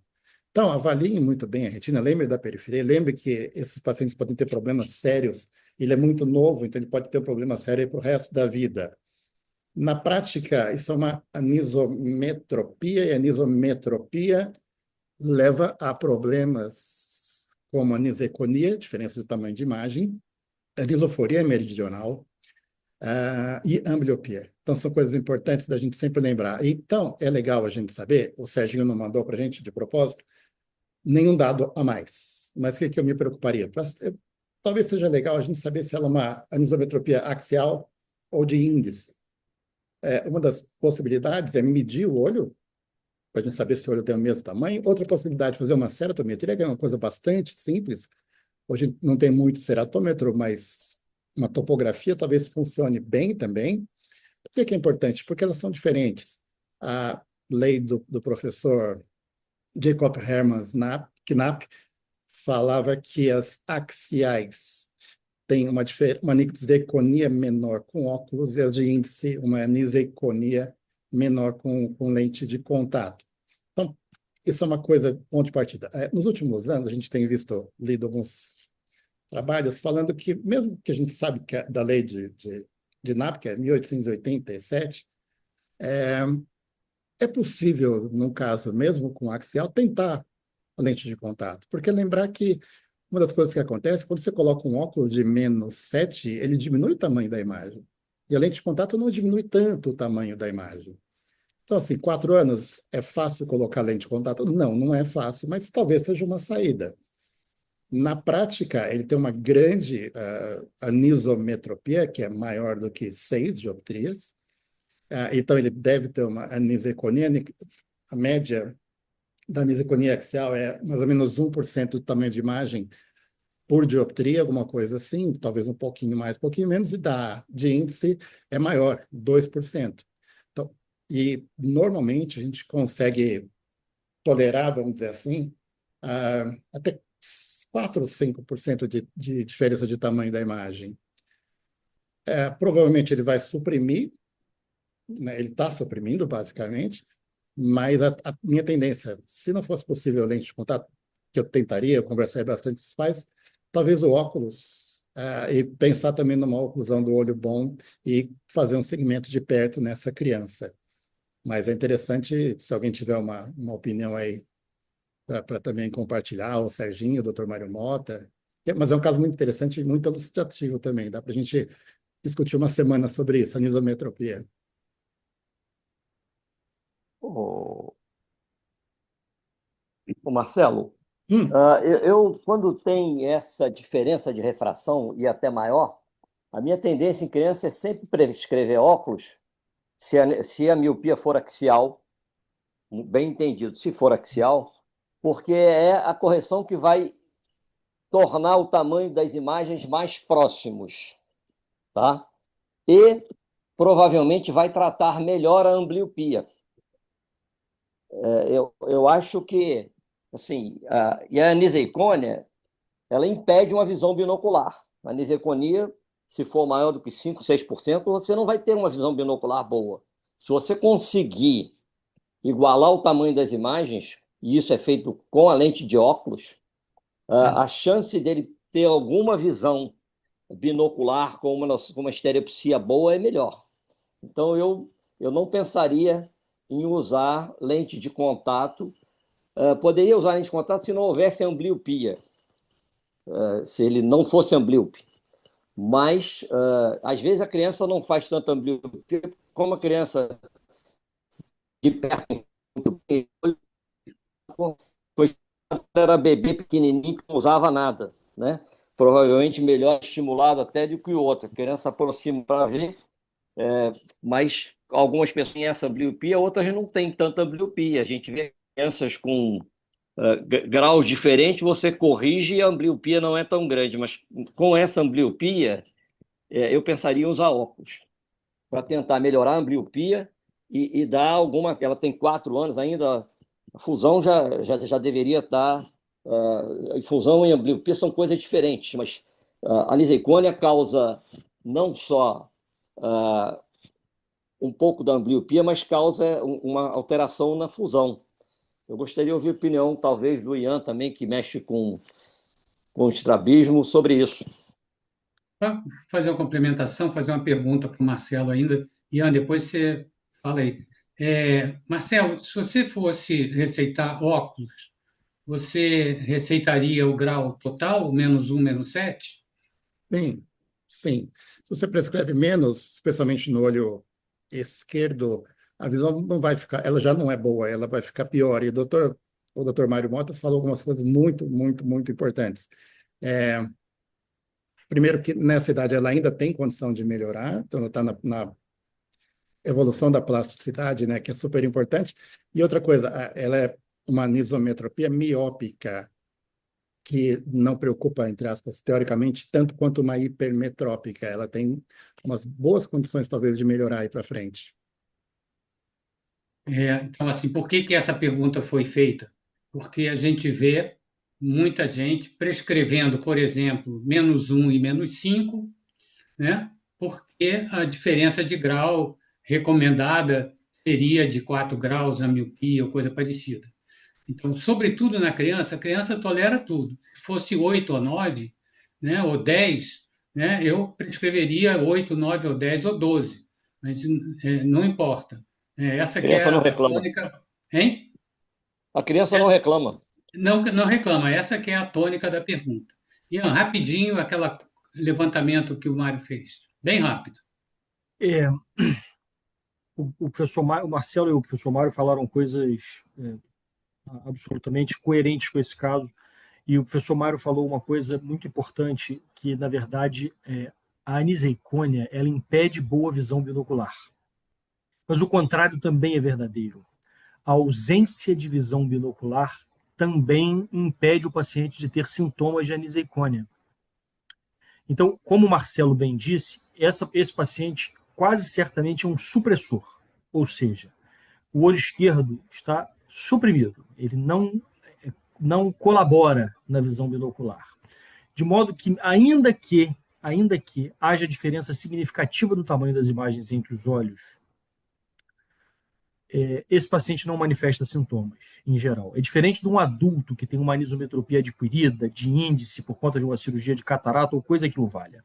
Esse paciente é supressor, de modo que o recado mais importante que fica aos prezados colegas que não atendem criança com frequência e que muitas vezes fazem o diagnóstico refracional correto, fazem o diagnóstico da ambliopia correto e na hora de prescrever acabam tendo medo de prescrever a diferença total e não tratam a ambliopia. O que o Sérgio disse, num caso como esse, há que se prescrever -1 e -7. E prestar atenção também na possibilidade, o professor Mário e o Marcelo falaram que geralmente a anisometropia miópica não cursa com importante ambliopia. Isso porque o paciente usa o olho míope para perto. Nesse caso, com 7 de miopia, ele fica com 14 centímetros de ponto remoto, até pode desenvolver ambliopia, mas sempre que você tiver um paciente com uma redução da acuidade visual e uma anisometropia miópica, você tem que pensar em problema estrutural, tá? Que o Marcelo falou bem no início. Como está a retina? Quer dizer, se eu tenho um paciente que tem -1 e -4, -1 e -5, por que ele não usa o olho míope para perto e previne o desenvolvimento da ambliopia? Se ele não usa, é porque é possível que haja um problema estrutural colaborando para essa perda de acuidade visual. Ô, Ian, só rapidinho. Nessa criança, o fundo de olho, teoricamente, está bom. Você ocluiria o olho de algum tempo para melhorar essa ambliopia? A primeira coisa que eu faria é a prescrição dos óculos, dentro daquele conceito de Não, você sim, poder bom, depois dos óculos, depois dos óculos. Tá. Depois dos óculos, não melhorou, oclusão. Não melhorou, com oclusão, não melhorou, tem alguma coisa estrutural explicando isso. E aí você parte para exames que OCT, você vai partir para coisas que o fundo de olho não está te mostrando. Eu lembro de, em casos assim, né, durante uns 15 ou 20 minutos, que é o que a criança de 4 anos tolerava, né, mandar a criança pintar tudo que fosse ó de uma revista. Naquela época tinha revista caras, que as letras eram grandes, né? Pega um lapisinho de cor e manda a criança pintar tudo que é ozinho que tiver na revista. E a criança ficava com o olho direito ocluído e com o olho esquerdo fazendo lá a pré-ótica dela, que as pessoas não acreditam muito, mas a gente mandava fazer, pintar o ozinho e tal, a criança se divertia ali uns 10 minutos e tal, todo dia fazia um pouquinho. Até que ponto funciona, não sei, mas era o que fazia na época. Vamos partir, acho que é infindável cada pergunta, mas vamos partir, Ian. Não sou eu, João. Vamos lá.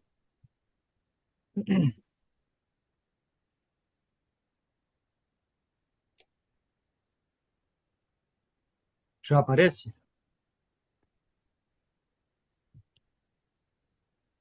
Criança de 5 anos tem acuidade visual de 20/20 em ambos os olhos, com, no olho direito, -1 esférico, no olho esquerdo, -2 esférico. Vale a pena prescrever lentes antidefocos? Depende. Depende. Eu preciso saber quem é o culpado dessa miopia. Esse assunto já foi levantado pelo Sérgio aqui. Quando eu tenho uma miopia, eu basicamente posso ter 3 culpados. Eu posso ter a córnea, eu posso ter o cristalino, ou eu posso ter o comprimento axial. Ô, Ian, seu slide está errado. Seu slide está errado, Ian. Está no paciente de 12 anos. Não, está não, certo. Criança de eu 12 anos próximo. faz euforia. Não. Criança. Não, ele está não, respondendo a esse. criança de Não, 5 anos. tá no caso anterior. É o seu slide número 3, Ian. Troca para 3. Agora mudou? Não, ainda não. Não, já mudou. Paciente E de agora? 12 anos. Não, 5 Criança de anos. 5 anos, mudou agora. Agora sim. Vamos lá. Criança de 5 anos tem acuidade visual 20/20, com o olho direito -1 esférico, olho esquerdo -2, vale a pena ou não prescrever lentes antidefocos. Então, era o raciocínio que eu estava construindo. Quer dizer, se eu tenho um paciente míope e eu quero prescrever tratamento para progressão de miopia, primeiro eu preciso entender quem é o culpado dessa miopia. É a córnea, é o cristalino ou é o comprimento axial? Então eu vou fazer uma boa biometria óptica e uma boa ceratometria para entender quem é o culpado por isso, né? Em segundo lugar, eu preciso entender se essa miopia está progredindo. Os tratamentos que a gente tem hoje, que todo mundo vem ouvindo falar para progressão de miopia, eles só se aplicam em 2 casos. Miopia progressiva, você precisa ter 2 critérios, vamos dizer assim. Miopia progressiva por aumento do comprimento axial. Então, como é o acompanhamento dessa criança? A criança chega ao consultório com 5 anos e esse contexto que você está vendo, pela primeira vez, você vai fazer a refração sob circunplegia, fazer uma ceratometria e medir a biometria óptica dessa criança. Vai entender o comprimento axial dessa criança. Essa criança retorna depois de 6 meses. Você faz uma nova circunplegia. Percebe que onde era 1, virou 1,5. Onde era 2, virou 2,5. Você repete a ceratometria. A ceratometria está estável. Você repete a biometria e a biometria cresceu ao longo desses 6 meses 0,20 milímetros. Ou seja, achei o culpado. A biometria está crescendo, é uma miopia axial que está progredindo mais do que 0,5 dioptrias esféricas por ano. Tá certo? De modo que eu tenho que saber, primeiro, alguns outros detalhes, como história familiar, hábitos de leitura, atividades de perto com celular, o número de horas, atividades ao ar livre, número de horas, e entender também que uma criança de 5 anos tem um crescimento ocular esperado de 0,30 milímetros por ano de comprimento axial. Então, quais são os critérios hoje de tratamento para prescrição de lentes antidefocos? Tá? Crianças o aumento da miopia axial é maior do que 0,5 por ano, ou seja, 0,75 ou mais, ou então crianças que progridem 0,5 com fatores de risco de progressão rápida. Quais sejam? Pais míopes, número de horas muito elevado no celular, baixa quantidade de atividades ao ar livre, ou seja, todas as crianças, né, hoje em dia, né? Todas as crianças ficam muito tempo no celular, todas as crianças ficam pouco tempo ao ar livre. Então, hoje, o critério mais utilizado é progressão maior do que meio grau com aumento do comprimento axial, meio grau ou mais, com aumento do comprimento axial documentado pela biometria óptica. E essa criança passa a ser uma candidata à prescrição de lentes antidefocos. Para aqueles que não estão familiarizados, nós temos hoje 4 tratamentos bem definidos para progressão de miopia axial. Um é a prescrição de lentes especiais de óculos com defocus periférico.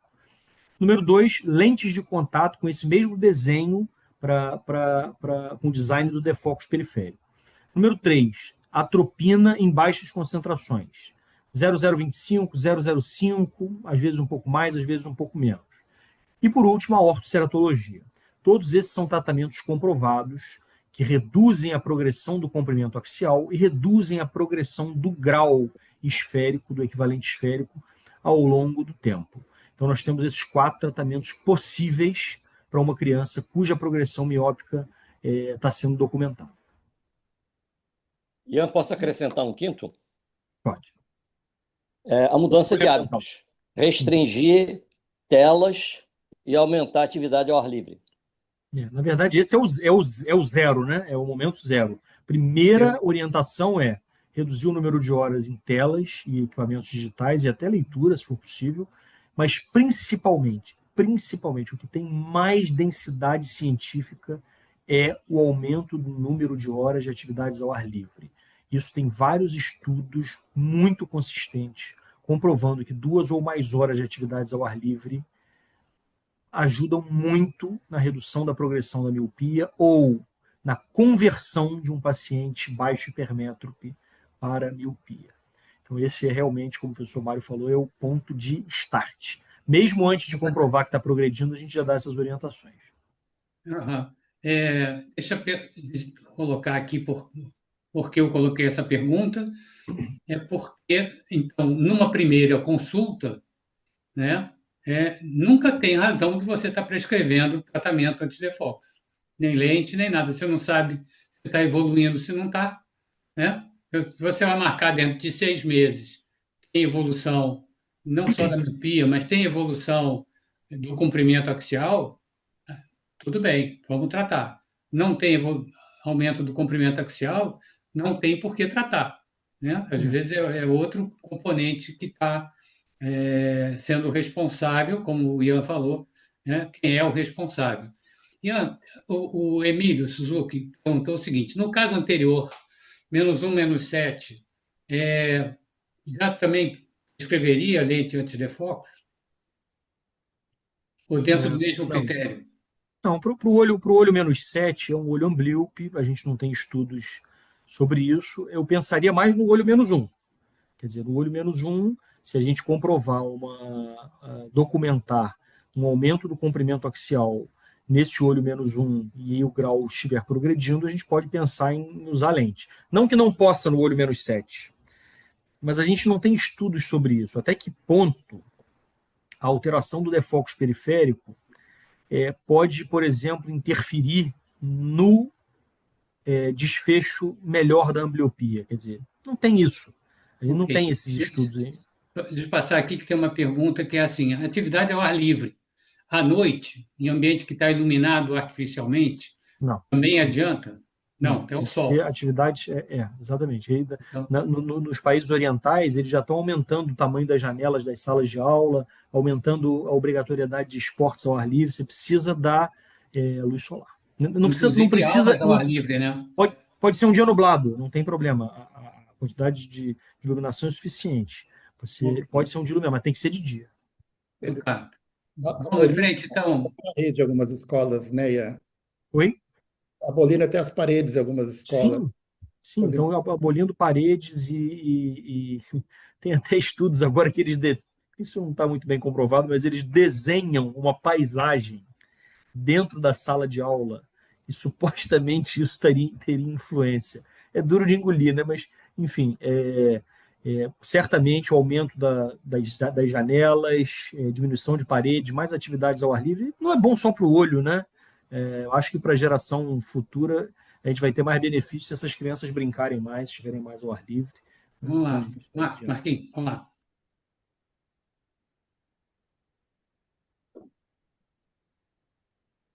Ok, apareceu a imagem.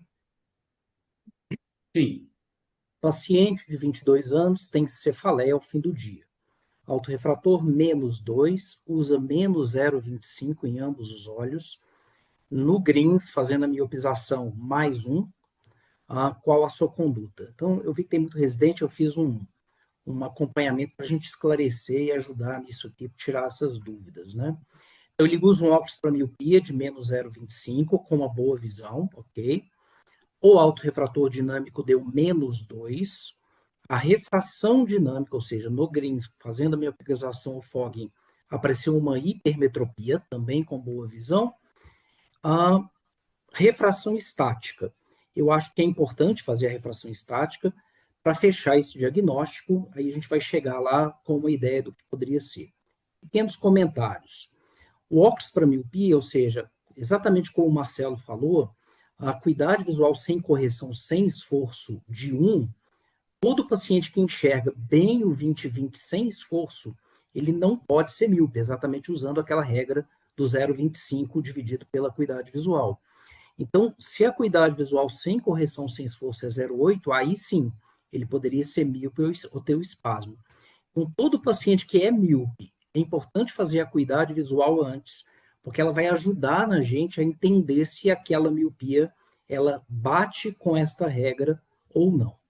Uma outra coisa que eu acho que é importante é o autorrefrator dinâmico de menos 2. Cuidado com a autorrefração dinâmica, tá? Muitas vezes eu vejo o residente trazendo o papel do autorrefrator, falando, ele é míope e na estática deu hipermetropia e espasmo de acomodação. Poderia ser esse caso. O autorrefrator, ele tende sempre a deixar o paciente mais míope, porque o paciente ele acomoda na hora que ele olha lá o balãozinho e a casinha. E aí o computador interpreta isso como miopia. Então, não se baseie no autorrefrator dinâmico para achar que o paciente tem miopia ou não. Eu preciso fazer uma refração dinâmica sobre fogging ou sobre miopização. Então, se ele encontrou mais um, se ele tem mais um e enxerga 20/20, eu já sei, mesmo não precisando da estática, que esse paciente ele não é míope e provavelmente ele nem tem um espasmo de acomodação ou uma pseudomiopia, tá?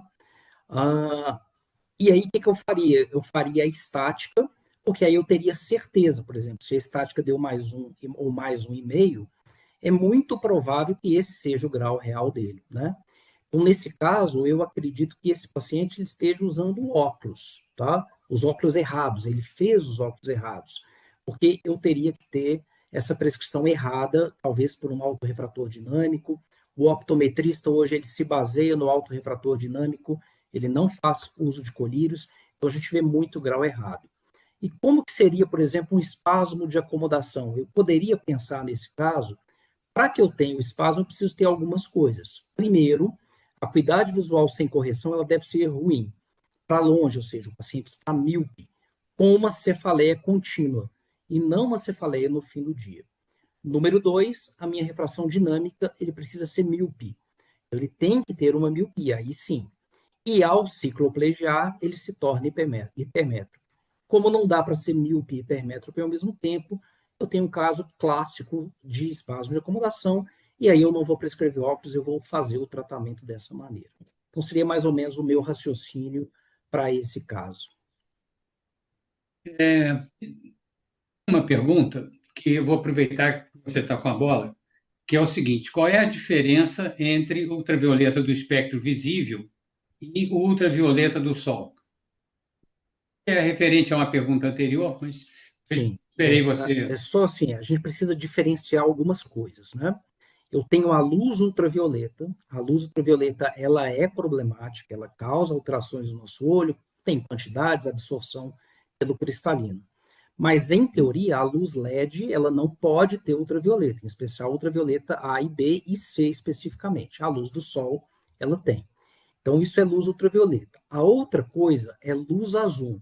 Então, quando a gente fala no filtro de luz azul, efeitos deletérios, e os filtros eles vão tratar esta luz azul do LED, tá? A luz do sol azul, ela é mais benigna que a luz do LED, mas é diferente de ultravioleta, tá?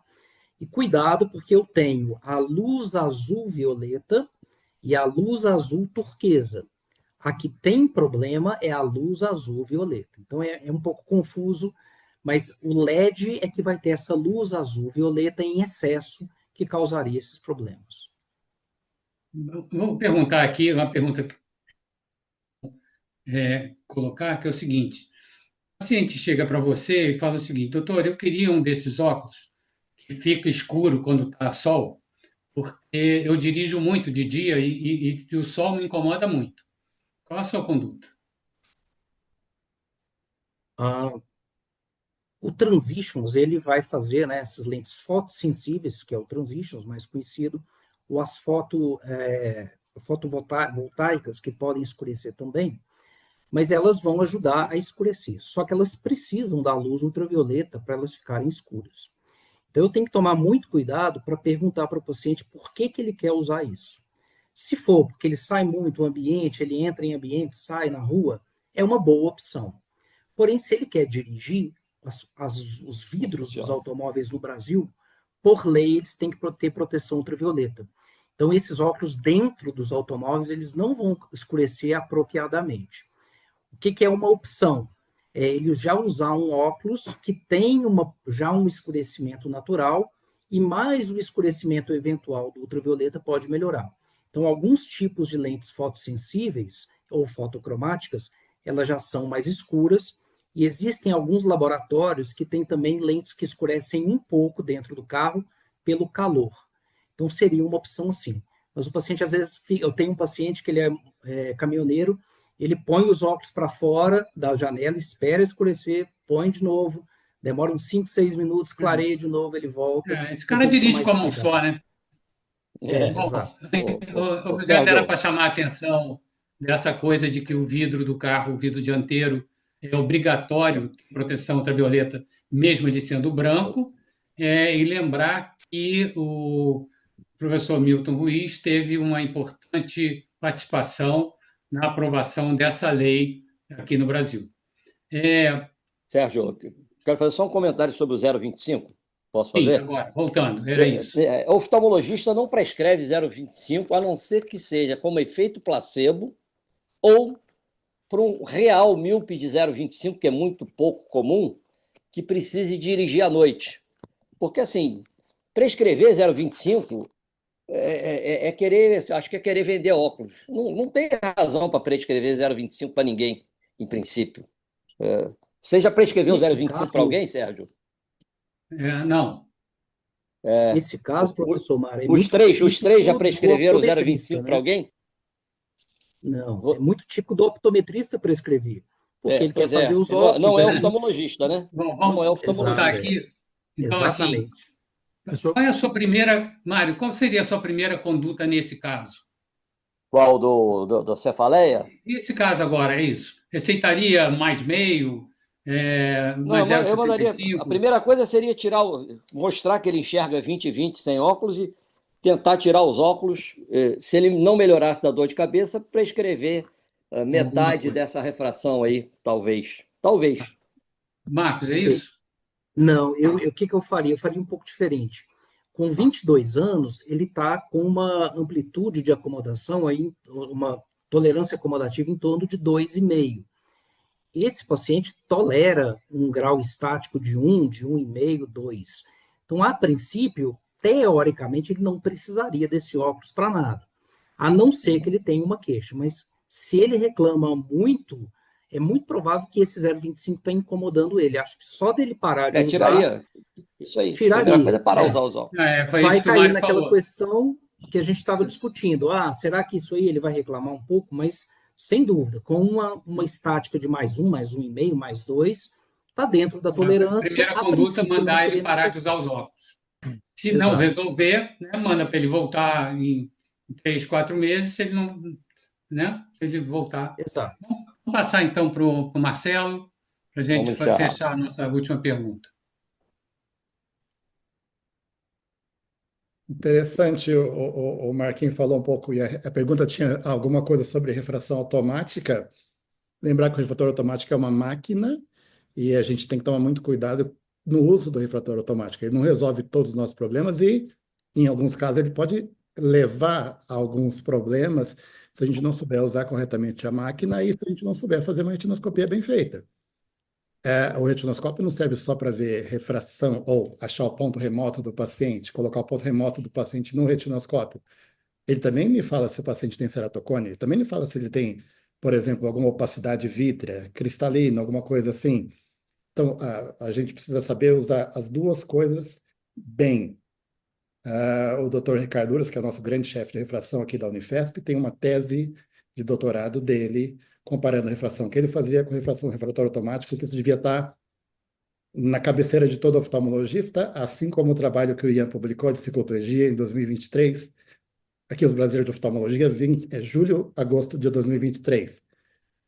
Eu ia falar um monte de coisa, ele já falou aqui, mas umas coisas importantes que tem lá é como fazer, quando fazer cicloplegia, mas também ele fala quando a gente tem que evitar ou tomar muito cuidado com a cicloplegia, porque são drogas potentes, potentes. Então, toma bastante cuidado. O Cesar Lippener, eu trabalho com ele na Unifesp, ele fala que às vezes o refrator automático deixa a gente um pouco preguiçoso e ele já viu.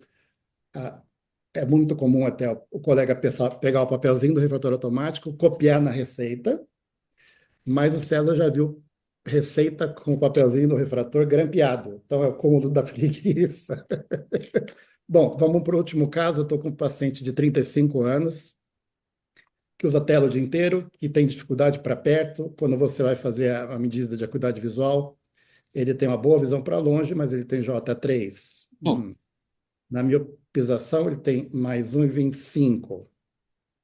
E aí, uma das perguntas é cicloplegia, sim ou não? Olha só. Com essa miopização de mais 1,25, eu não tenho dado se melhorou a visão dele de perto. E é uma coisa importante, porque a grande queixa dele é a visão de perto. Ele tem J3, ele não está satisfeito, ele trabalha com tela, e eu tenho que também definir o que é tela. Se ele trabalha com celular o dia inteiro, que é aqui, ou se ele está a 40 centímetros, como a gente está aqui. Que é uma coisa importante, porque quanto mais perto, maior esforço acomodativo. E dependendo da profissão, que aí a gente está partindo para a anamnese, que é uma coisa extremamente importante. Primeiro, distância que ele usa e para que ele usa. Se ele trabalha com coisas muito de perto, ou se ele é um motorista, então essas são coisas importantes. Eu imagino que com esse mais 1,25 ele melhore a visão de perto, mas existe a possibilidade de ele não melhorar também. E aí a gente parte para as coisas da retina. Serginho, no CBO do ano passado, eu mostrei um caso que foi encaminhado para mim para fazer lente de contato multifocal. Era uma senhora que já usava lente de contato gelatinosa, mas ela multifocal, gelatinosa, e reclamava que não estava enxergando de perto. E era o pós-RK. Fui encaminhado de um colega porque, segundo ele, eu teria uma lente que melhoraria a visão dela de perto. Eu tenho o péssimo hábito de examinar os pacientes antes de adaptar a lente de contato, e quando eu fui ver a retina dela, um olho tinha buraco macular, que era o que eu estava se queixando. E aí ela foi encaminhada, operou o buraco macular, mas você vê, às vezes a gente passa por cima de uma coisa que é super importante, o buraco macular unilateral, se a gente não mede a visão de perto dos dois lados, você... Provavelmente não ficou bom, porque não foi operada pelo Oswaldo. Pois é. Ficou com visão ruim. Pois é, mas aí é importante medir a visão de perto, mais uma vez, um olho de cada vez, ok? Então, faria cicloplegia? Sim, obedecendo aí o Dr. Ian e o brilhante trabalho dele. E lembrar uma coisa, quando a gente faz cicloplegia, a gente ganha de brinde, entre aspas, uma midríase, eu já poderia avaliar também a retina dela, porque a gente tem bloqueio dos receptores muscarínicos, é uma coisa interessante. E tropicamida e ciclopentolato são coisas diferentes. O ciclopentolato age no M1, tropicamida M1, M2, M4, esses são importantes. E você sabe, Serginho, por que é muscarínico? Porque vem da muscaria, a Amanita muscaria, que é um fungo que inclusive é alucinógeno. Se você pegar a letra da música do Zé Ramalho, Avorrai, ele fala que ele concebeu a música durante o uso de Amanita muscaria. Tem uma frase que fala assim: Amanita matutina, tão transparente cortina ao meu redor. Avorrai, Zé Ramalho. Serginho, você é muito novo para conhecer Zé Ramalho. Bom, na prática, o que a gente faria? Eu faria cicloplegia, lembrando do dado que o Ian falou agora há pouco, da tolerância. Então, se ele tem 35, ele deve ter mas ele deve ter um desvio padrão aí, até 2,5, mais ou menos. Então, eu acho que na ciclo, talvez esse mais 1,25 seja uma coisa um pouco maior, e eu tenderia a saber a cicloplegia dele e tirar a tolerância. E aí, que óculos que ele poderia usar? Depende do que ele vai fazer. mas eu acho que um óculos para ele trabalhar, talvez um óculos para ele ficar no computador, quem sabe um óculos antifadiga, né, um acomodativo, como o Marquinhos falou agora há pouco, Sync, Aizen, seriam algumas opções aí. Eu tinha notado algumas coisas sobre isso. Exatamente. Então, seria a minha conduta, fazer ciclo e depois ver quanto que a gente faria. Alguns colegas fazem a ciclo e depois pede o paciente voltar para fazer uma refração dinâmica após a estática e talvez a armação de prova com a correção talvez seja uma possibilidade também. Vamos passar logo no chat, tem uma pergunta aqui. Se esse hipermétrio mais o M25 tiver incidência de convergência, vocês tratariam aos 35 anos a incidência de convergência e talvez trataria ou não? Não, até pode, mas eu não acho que. Eu acho que se esse 1,25, como eu falei, deve ser um pouco maior. Talvez não seja a causa da queixa dele, porque a causa, nesse caso, é dificuldade para visão de perto. Ele tem J3. E uma coisa importante que a gente tem que ver, além da motilidade, tem outras causas também de astenopia, que até são fora do olho, como disfunção de ATM, por exemplo, como problemas de sono, problemas psiquiátricos. Então, tem várias coisas aí, é uma semana de conversa sobre astenopia. Mas a motilidade é importante, Sérgio. Eu acho que nesse caso, exatamente, talvez não seja a resposta para o caso, mas com certeza é muito importante pesquisar. Então, vamos lá.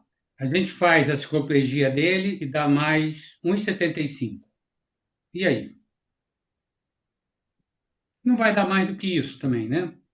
1,75, 2, alguma coisa assim, eu imagino, né? Isso. Aí depois eu tenderia a tirar a tolerância, prescrever-se um óculos de 0,75, 1, alguma coisa assim, e verificar se a visão dele de perto melhora, hein? Isso é super importante, ok? Para ver se o problema é refração. Mas aí, Marcelo, pergunta de quem quer espetar. Mas aí com a pupila dilatada?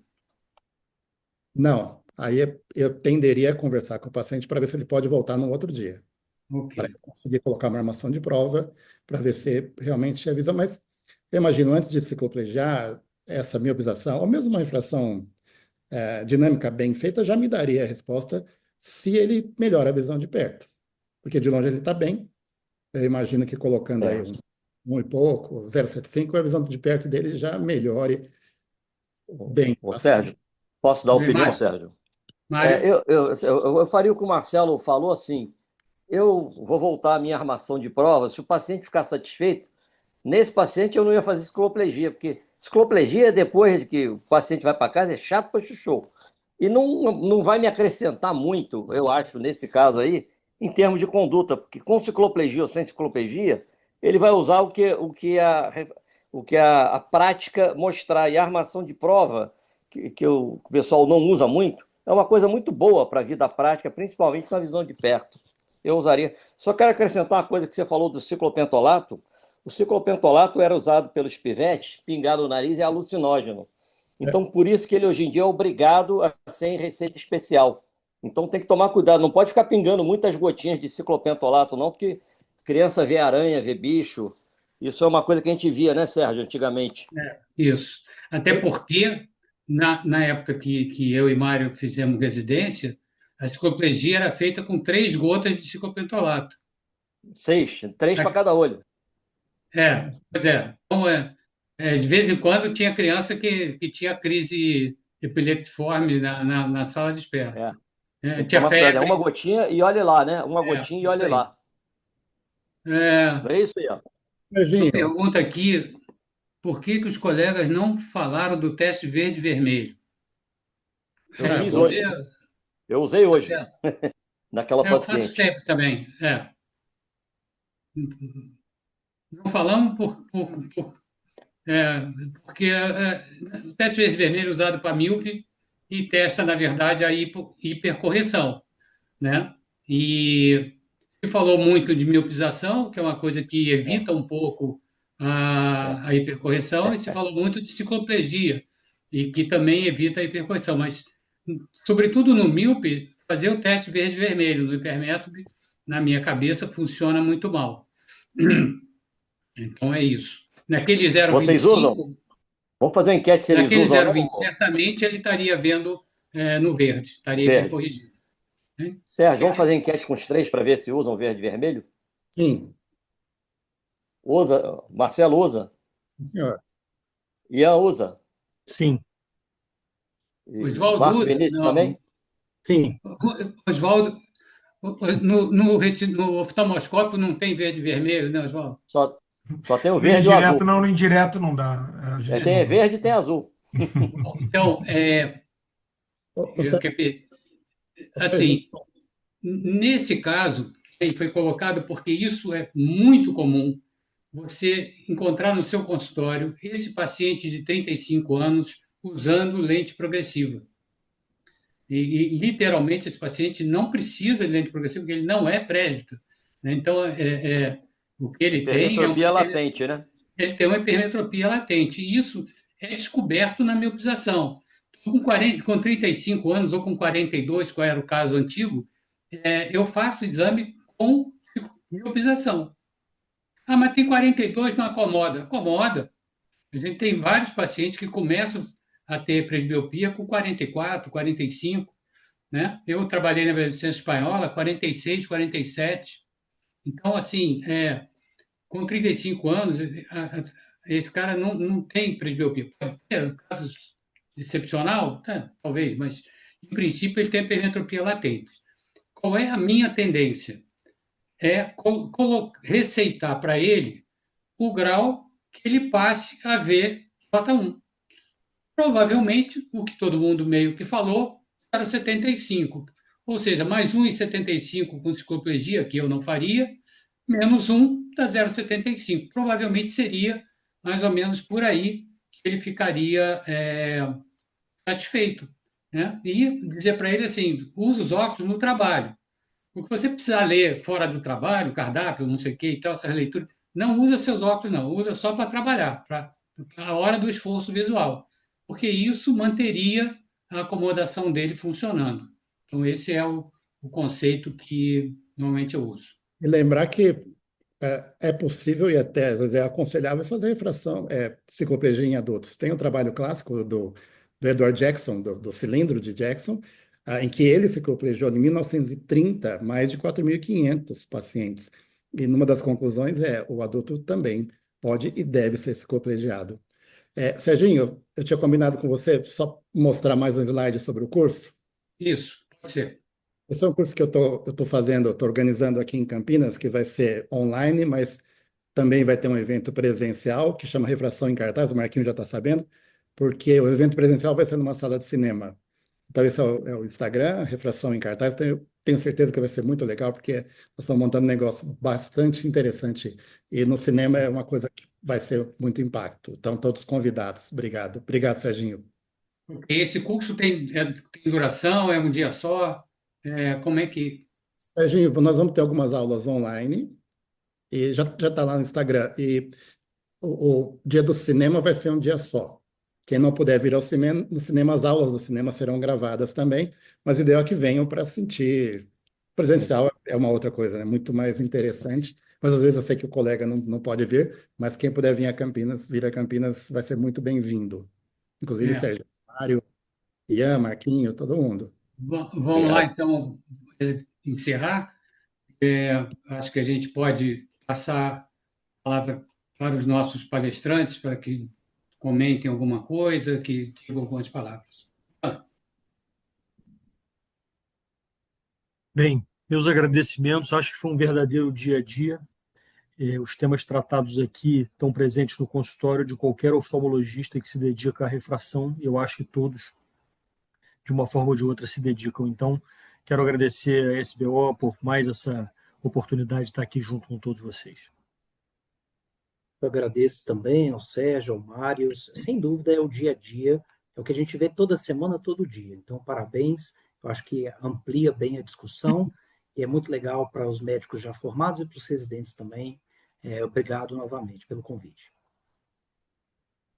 Doutor Sérgio, doutor Mário, doutor Oswaldo, muito obrigado por me permitir estar aqui com vocês. É um grande prazer estar com o Ian, estar com o Marquinhos, pessoas que eu adoro.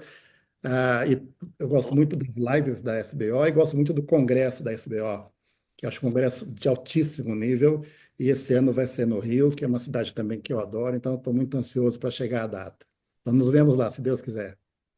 E está escalado no dia a dia. Aliás, vocês três. Mário,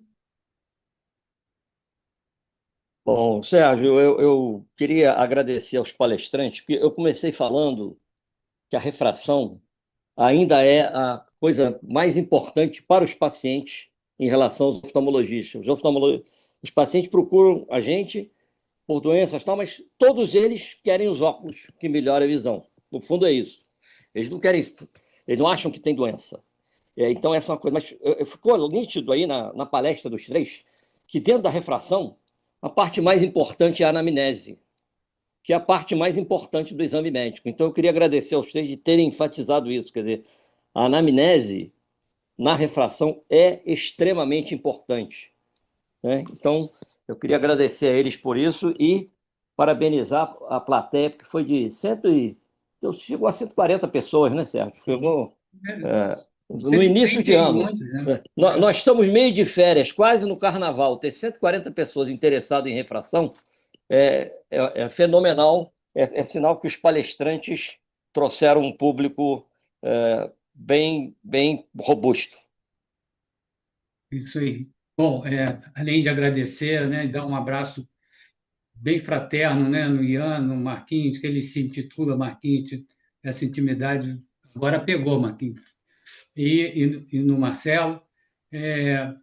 Eu acho que essa reunião ficou com gosto de quero mais, porque a gente não falou dos astigmatismos e não tinha mais tempo realmente, mas tudo que foi tratado é de suma relevância e eu procurei trazer três pessoas que expõem com muita facilidade os seus conhecimentos, né? Não só com embasamento, mas com simplicidade, e era isso que a gente precisava.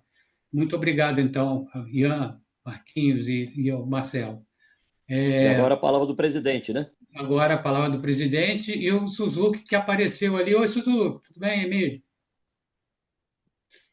Olha, o Sérgio é um dos melhores controladores de tempo de reunião que existe em congresso ou qualquer coisa. Ele sempre é super organizado com o tempo. E o fato dele ter deixado o tempo se estender nessa reunião hoje foi realmente pela grande qualidade da discussão que os palestrantes hoje trouxeram. Então, em nome da sociedade, queria muito agradecer Ian, Marcos Vinícius e o Marcelo pela excelente contribuição, participação, todo o conhecimento incrível de vocês. Realmente, assim, eu aprendi demais hoje. Acho que todo mundo que teve a oportunidade de participar aprendeu. E queria lembrar a todos que todo esse material ele é gravado e ele fica disponibilizado depois no site da sociedade para que as pessoas possam entrar, ver e rever e manter seu aprendizado de forma contínua. Queria convidar todos a participar sempre das lives nas segundas terças-feiras do mês, as lives temáticas.